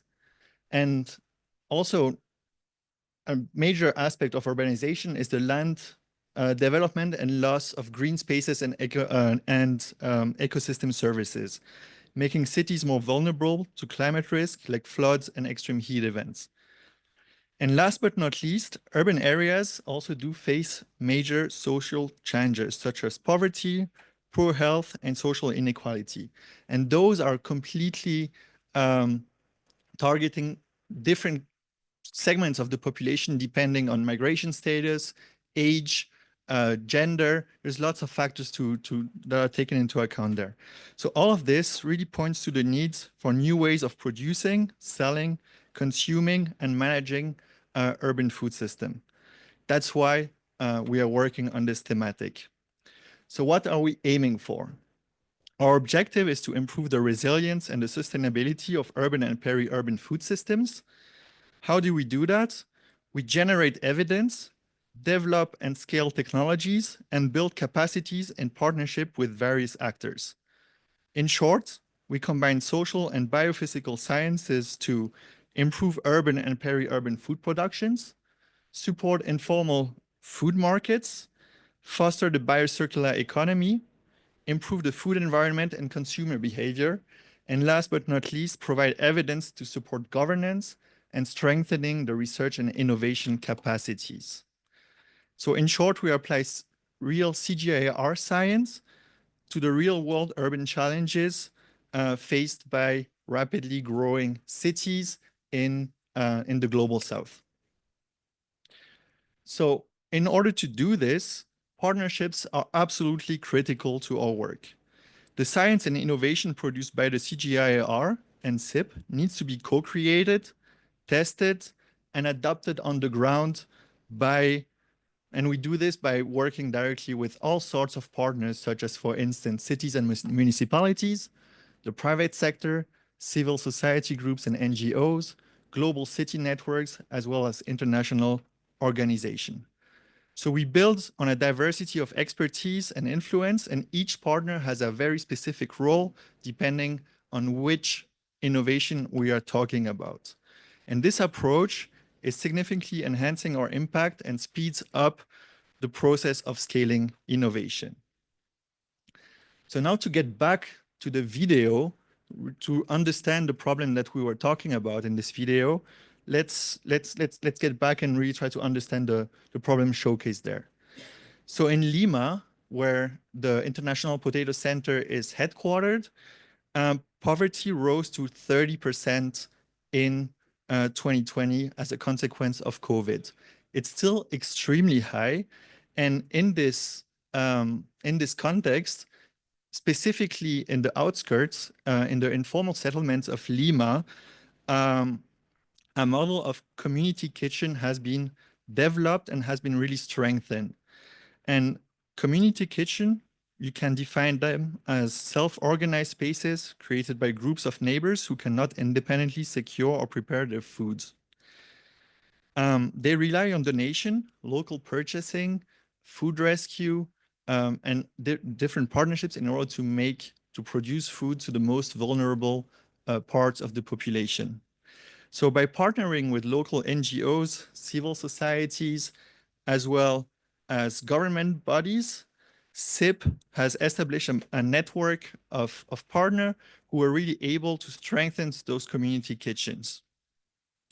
In particular, we have been partnering with ECOSAD, which is an NGO which was really a key connector between our research and the local communities affected by extreme poverty in the outskirts of Lima. So ECOSAD uses participatory research to reach vulnerable areas.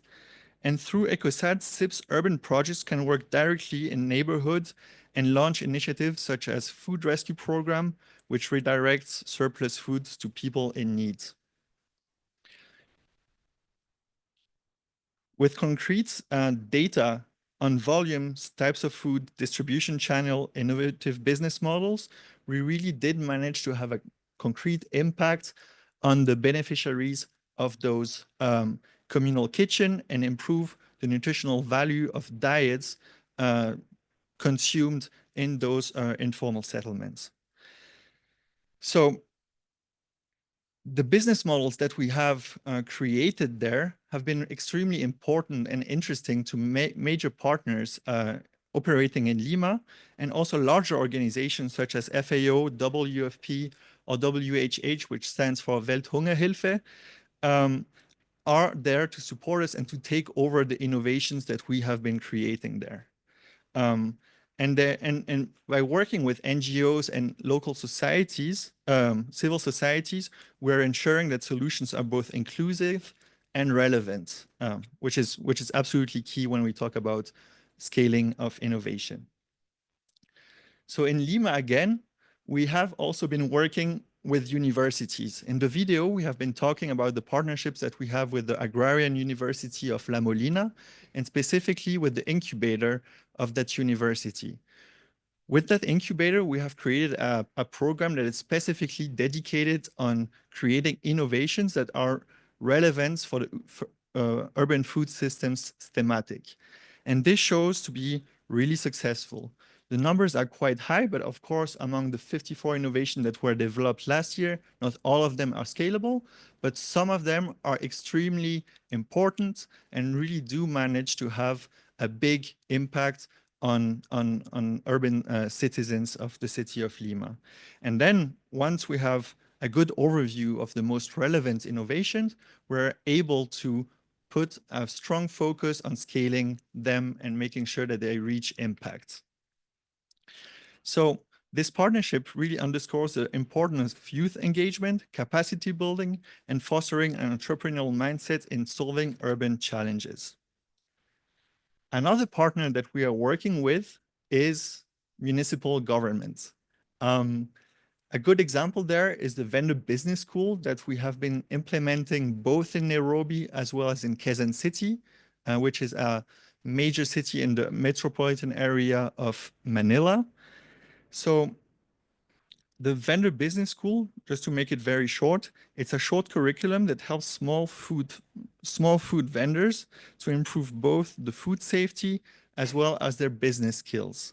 From budgeting and marketing, and a big focus on it is about food safety practices. I don't have much time, so I'm not going to develop too much about the Vendor Business School, but it's an extremely successful case because in the case of Quezon City, the innovation has been co-created with them. We have identified the areas where we can work together, identify the vendors that needed the most support. And after an initial phase, the government of the city of Quezon has officially been adopting this innovation and has decided to financing it directly and expanding it to other neighborhoods completely independently of CGIAR funding. So which is a major milestone. It requires a lot of work. It needs to be voted in the assembly of the city. It's really something that we're really proud of, and that shows that our innovations are extremely relevant. And once we manage to get the attention and the adoption of official government, it's an extremely important step in order to mainstream and institutionalize some of our innovation. Beyond this, obviously, we're also working with the private sector, specifically with food processors, but I think that there's lots of examples already that have been shared during this session. as well as international organization. Specifically, we try to be vocal about the thematic of urban food systems. And one of the major achievements we have reached there is the co-authoring of a white paper with the World Bank directly on the thematic of urban food systems with direct recommendations on investment, which hopefully will bring other international donors in this thematic in order to reach impact. So to sum up very quickly, at the heart of everything I want to share today is one core idea, is that partnerships are what make research for development. So we are not only generating innovation and knowledge for fun. No, we really want to have an impact. And in order to have an impact, the innovation and the knowledge needs to be shared through partnerships and to reach our beneficiaries directly. So with this kind of collaborative approach, we want to make sure that the problems are defined together, the solutions are tested, learning is shared, and it ensures that what we develop is actually useful for beneficiaries and scalable. So in short, partnerships aren't just a part of what we do, they are the foundation of what we do, and they are what allow us to reach scale and develop meaningful innovation. Thank you very much. I hope I haven't been too long, and handing over to my colleague, Jan. The next video, yeah, please. Thank you.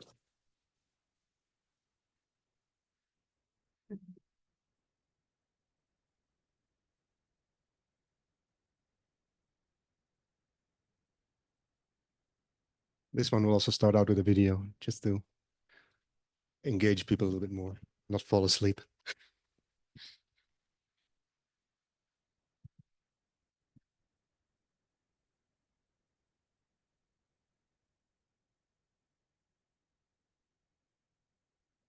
In an ever faster changing world, we need better ways to grow our food. We are talking about conservation agriculture. Farmers can increase their profitability by using zero tillage and mulching. Ways that not only lead to more and healthier food, but a better society. Es geht gender-transformative Ansätze. Wie können wir Frauen darin bestärken, dass sie auch in Entscheidungspositionen kommen?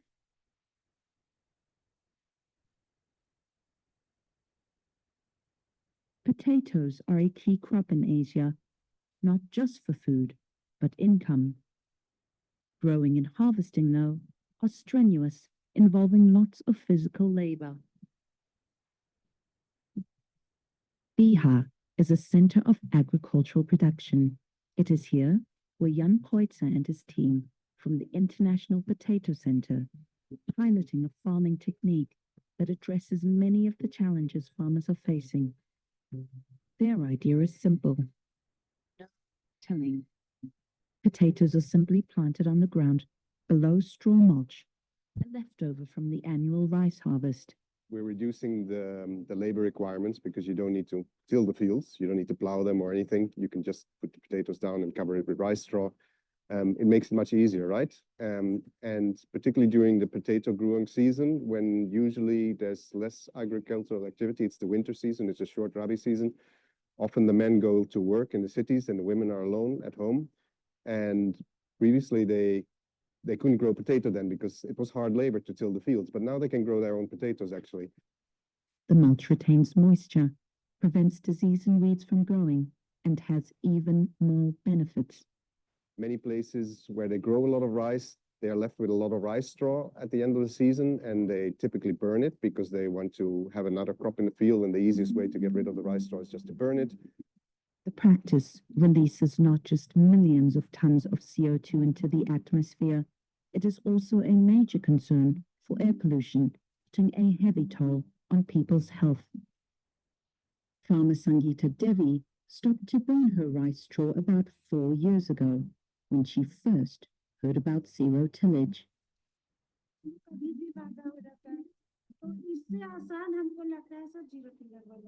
इसमें तो हमें रासायनिक खाद का जरूरत ही नहीं पड़ता है मान लिया जाए अगर कट्टे में देना है तो 1 से 1.5 कट्ठा 2 कट्ठे तक 2 केजी तक दे सकते हैं, उससे ज्यादा नहीं देते हैं हम लोग। उत्पादन सर उससे अधिक इसी में। To promote zero tillage, SIP and extension service provider Digital Green have created videos on how to do zero tillage. Many of the farmers here have seen the benefits already on their fields. एक तरफ लगाए थे बिना zero tiller का आलू, एक तरफ लगाए थे जीरो टिलर का आलू में बहुत अच्छा फायदा मिला, और जो तरफ लगाए थे उसका दर बहुत कम निकला। बिना जीरो टिलर का लगाए थे उसमें बहुत कम दर मिला। So far, 2,000 female farmers in India and Bangladesh have adopted zero tillage, a seed not only to increase food security, but also lift social barriers and ultimately give women more power.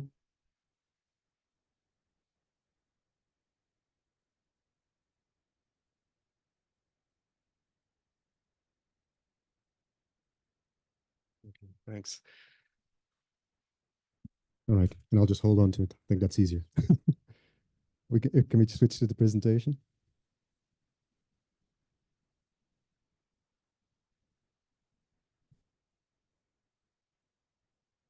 Glad to see there's still some people around and hunger hasn't overtaken them. So maybe to get started, just a little bit about the context that you probably heard about. You know, Asia is predicted to grow in population by about 14% until 2050. Bangladesh alone, there's going to be an projected increase of about 20%, 25% of population growth. It is still the region where you have the largest population that is undernourished and living in poverty. At the same time, you have very high pressure on arable land. In fact, in South Asia, the arable land has declined by about 3.5% since the 1960s due to overuse. There's a lot of issues about equality and because of migration. Despite many of these countries being agriculture-based, there are labor shortages in these countries. At the same time, we have soil degradation due to overexploitation of resources, particularly groundwater, and you saw in the video the issues of crop residue burning. Every year we hear the news from Delhi about the poor air quality, and it's mainly due to the rice burning after the rice crop. So potato is also grown in this area. India is the second largest potato producer in the world, and probably if you take the whole Gangetic Plains, including Pakistan and Bangladesh, that's the biggest potato producing agroecology. It's produced as a winter crop from November to about March, and the demand for potatoes is predicted to grow by about 30% until 2050, and just in India by 140%. So there will be an increasing demand for potato. And the solution, just to explain it a little bit quickly, it consists of right after the rice harvesting, you just put the potatoes on the ground. We call it zero till, but there are actually different variants of it. When the soil is still moist, you just put the potato on the ground. If it has dried up and there's a hard pan, it's a good idea to just cut a ridge, a line into it, about centimeters deep, just to open it up so the potato can root well.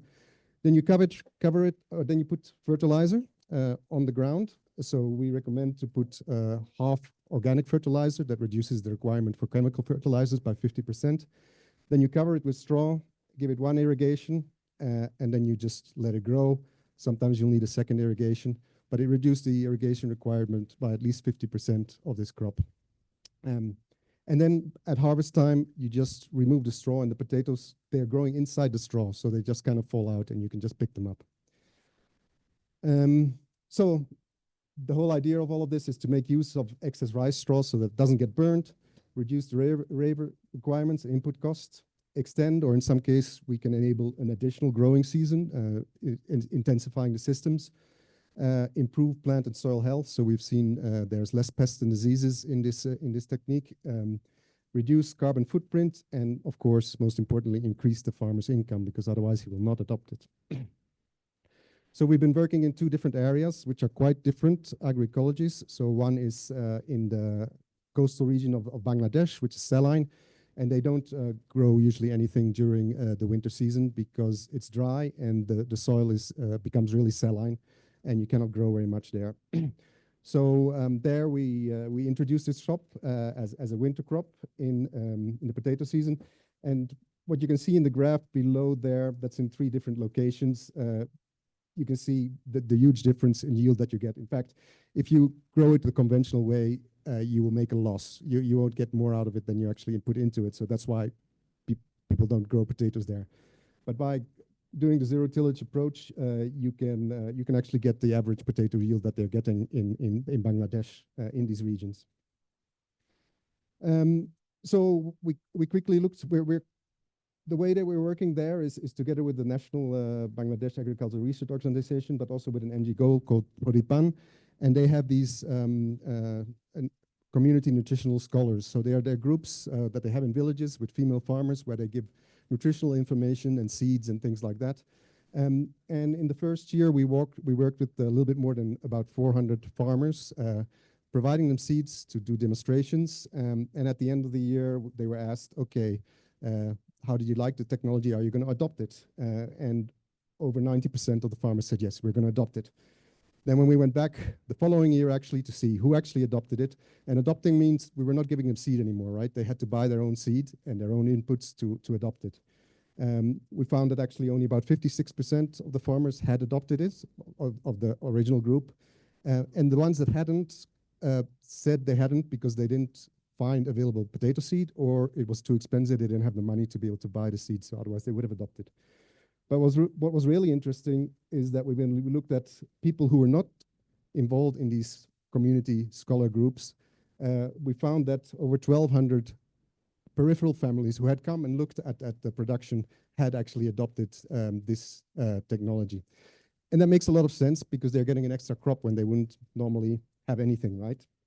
So it's worth the investment. So challenges that we've seen to scaling there is mainly seed availability, the quality and the cost of seeds. We foresee that cold storage is going to be an issue. Once they've harvested, they will need to store it to be able to adjust to market prices. And then when we're looking at medium or larger scale farmers, mechanization is going to become important for the industry also to come in and get it more sustainable, right? For that, we're talking to BRAC Agro Seeds. They're interested in starting to produce salt-tolerant varieties for this particular region and market them there. In India, we're working in a different area. This is Bihar. That's where the video was made. We've been working in 4 different districts. Some of them are traditional potato growing areas, other ones not. So that was, again, 2 different contrasting places. And we worked there together with Digital Green and Jivika, which is a huge NGO in Bihar, and they actually can reach every single village in the state, which is something quite impressive. And then with the Central Potato Research Institute for the experiments. And also there, don't worry about the graphs. There are 2 different varieties. We've done it actually with 10 different. You get more or less the same results, whatever variety you're using. But you see about 20% increase in yield. And this is mainly due to the fact that you can plant the potato earlier, right? You don't need to wait to plow and work the field. You can just at once plant the potato. So you get a 2-week additional growing season by doing that. But what's important, if you look at the return on investment, you get about up to more than 200% return on investment by producing potato with this approach as compared to the conventional approach, which is less than 100%. So that's an incentive. Then we've looked at all these characteristics like how does it affect soil moisture? How does it affect temperature? And you can see the differences, right? There's almost 10 degrees difference in the soil temperature at 10 centimeters depth by the end of the growing season when it starts to get hot. We also see a huge improvement in the soil moisture contents, which benefits soil characteristics. There we're scaling with a slightly different approach with Digital Green, which they produce community videos. So together with farmers that are actually implementing these things, they produce their own videos in the local languages, and then they show them to farmers, or now also they are using WhatsApp groups to show them. And they have several different videos for the different steps of production. And Jivika is the one that is helping us to scale it. And because they have been involved in this and they've seen the benefits of it, they've started to scale it also to other districts within Bihar, which is a great benefit. Challenges that we have seen here, sometimes the availability of rice straw actually, because these are very small farmers. They also often have cattle, even though rice is not a very good cattle feed. They will want to feed it to their cattle or sometimes use it as fuel or for thatching for their houses. So there's a trade-off there. Again, the availability of seed, cold storage, and the mechanization for larger farmers. We've also been working in West Bengal with the Central Soil Salinity Research Institute and in Odisha with the Center for Women in Agriculture to start testing and scaling the technology there. And recently we got a project from the Rockefeller Foundation that's led by the SCI platform, where we're starting to work with private sector, PepsiCo and McCain, to implement it into their value chain. And so by involving all these different kinds of partners, we're hoping that we can get this thing moving further. But one needs to adopt it to different contexts. So even within Bihar, you have different contexts. So it's important to continue doing this kind of adaptive research. General challenges that we've seen between all of them is the rice straw handling. You need to move it off and then on the field. Water-related issues. There's more occurrences of seasonal rainfalls or out of seasonal rainfalls that can cause water-related issues in these untilled fields. Rodent pests have been mentioned a lot, but it doesn't seem to be severe enough that farmers will not adopt it. They can manage that. And then in some cases, what to do with the rice straw after you've harvested the potato. We don't want to postpone the burning until after the potato. We want to keep them using it. Only about 50% of it is decomposed. We've done some modeling about how far can we push this technology. Currently, there's about 3 million hectares under rice potato, but the potential is 10 times as much, right? If you can really scale it. So the way forward is to improve the access to quality seed and markets, mechanization options, and particularly there, I think we need to collaborate with, and we're talking with IRI, because this is a rice-based system, so you need to try to connect the whole system. We really want to go more into the quantification of the soil health benefits. This takes time. We've only been doing this for 4 years now. These soil health benefits, they take a lot of time before you see it. And move for policies that recognize these kind of climate change mitigation potential, right? Seed markets, carbon markets, and things like that. And that's a very quick wrap up.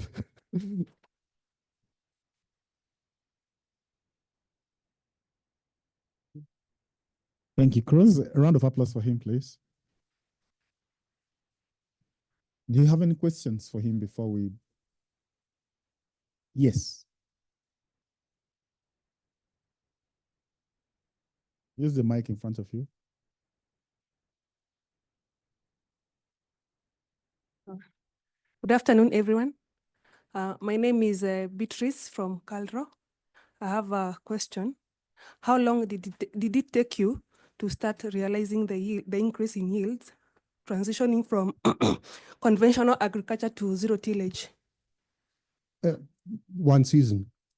Yeah, you have the benefits in 1 season. That's because you can extend the growing season by doing this in that particular system, because you can plant the potato at once after the rice harvest. You don't need to plow the field. Often, to be able to plow the field, you need to wait for it to dry first. So you save a lot of time there, and so you have a longer growing season for the potato, and you get a higher yield. Oh, so they were immediate. They were immediate, yes. All right. And in the case of Bangladesh, that was a saline region, so it was not suitable for potato production using the conventional method. But using this method, we could actually get an average yield out of it. So that was also immediate, yes. Okay. And so, but the benefits accrue after, yeah.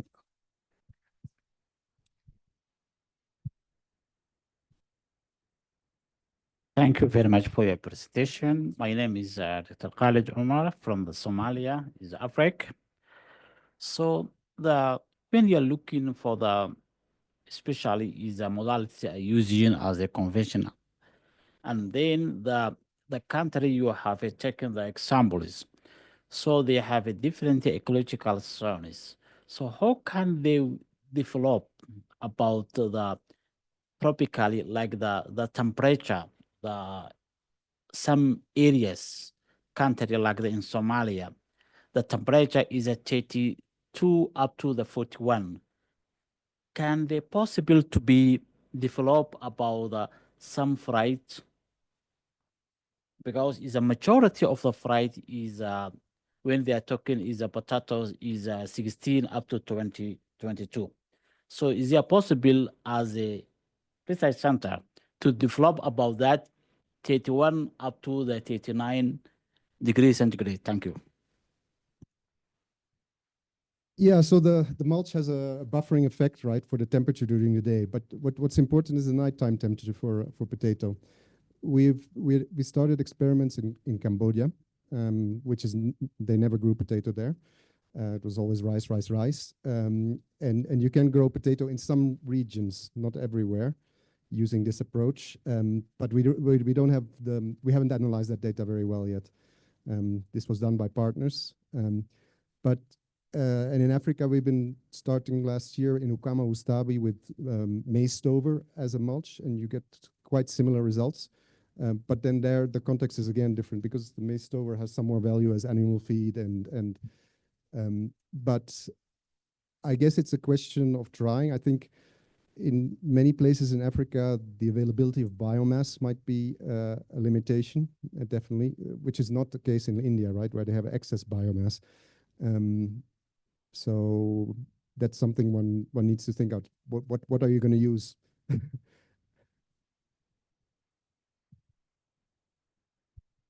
Thank you very much. I want to believe that those are the last questions. Okay, so we have come to the end of this journey, the journey we began this morning on the power of research partnerships to deliver at scale. This journey took us through some opening remarks from the former president of Nigeria and the regional director for CGIAR and IITA DG.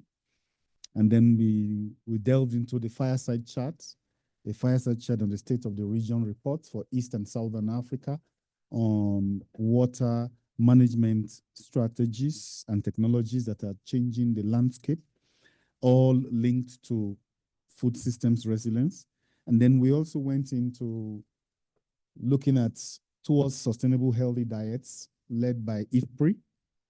IFPRI took us through an interesting set of videos and pathways that Africa can learn from Vietnam.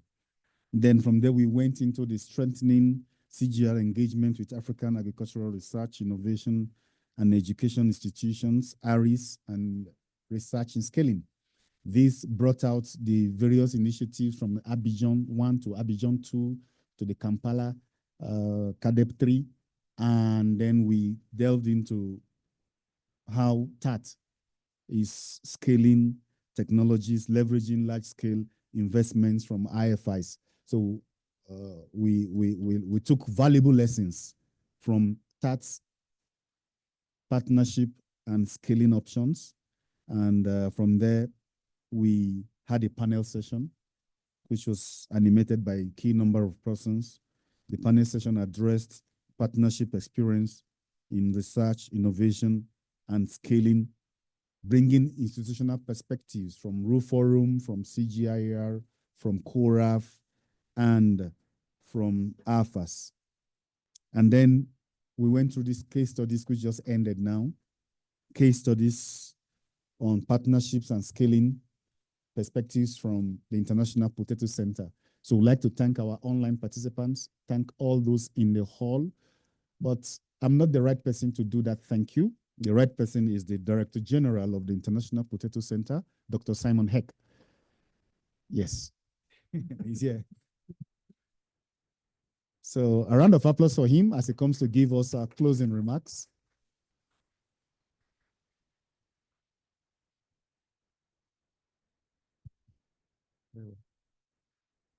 I don't think so. Thank you, sir.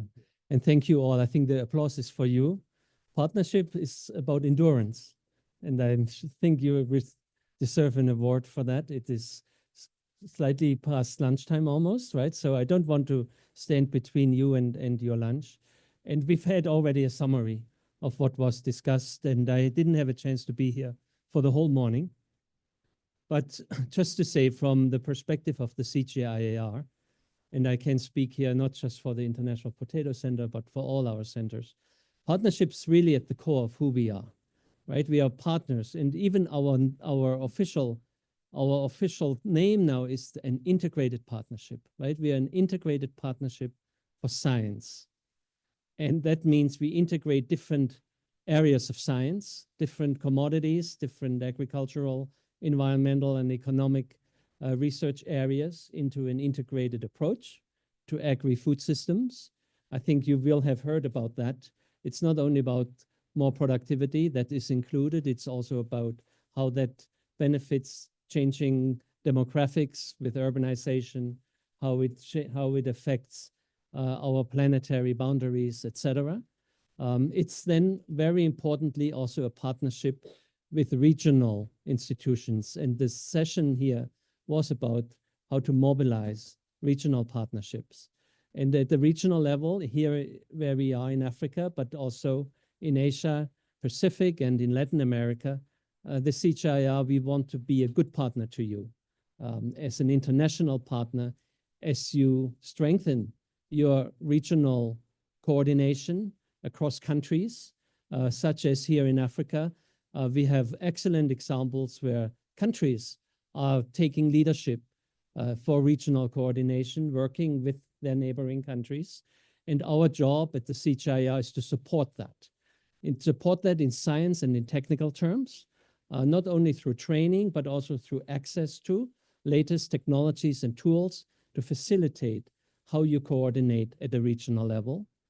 Secondly, it is about strengthening management and governance capacities at regional level.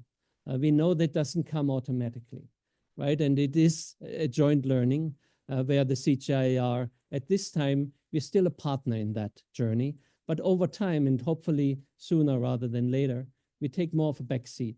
And it's really regional leadership that will lead, that will govern how science is taking place.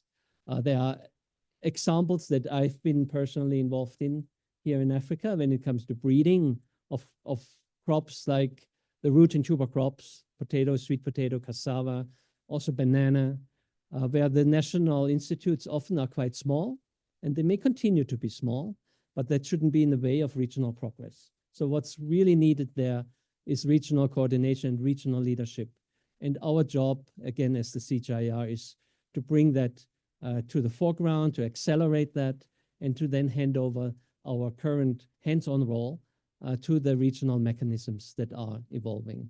So that's a very important commitment from our side. It depends on your leadership as regional bodies and your member states.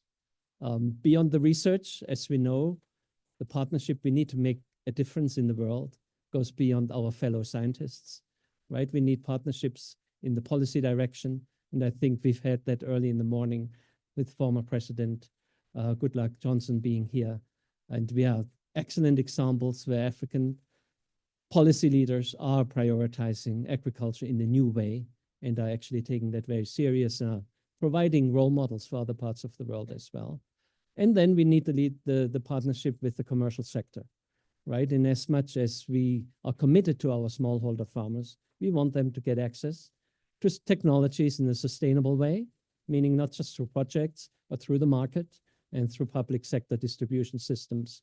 And we want, of course, their efforts to then be turned into higher incomes and then food security in the kind of urban environments that you also saw. So partnership with market actors, also very important, make them part of the science and innovation process, right? So those are, I think, the shared frontiers and challenges that we still want to be part of as the CGIAR, working with all of you at the national and regional level. So with these few words, I would like to thank you all and the organizers and the chairs of the sessions, all the speakers for your stamina in this on this first day, the first half day of the CGIAR Science Week. I think you set a very important example here, and the discussions you've had, they will be continued throughout the week. So please carry this forward into the other sessions that you also will be attending. So with that, thank you very much, and I wish you a good lunch and a good rest of your Science Week experience. Thank you.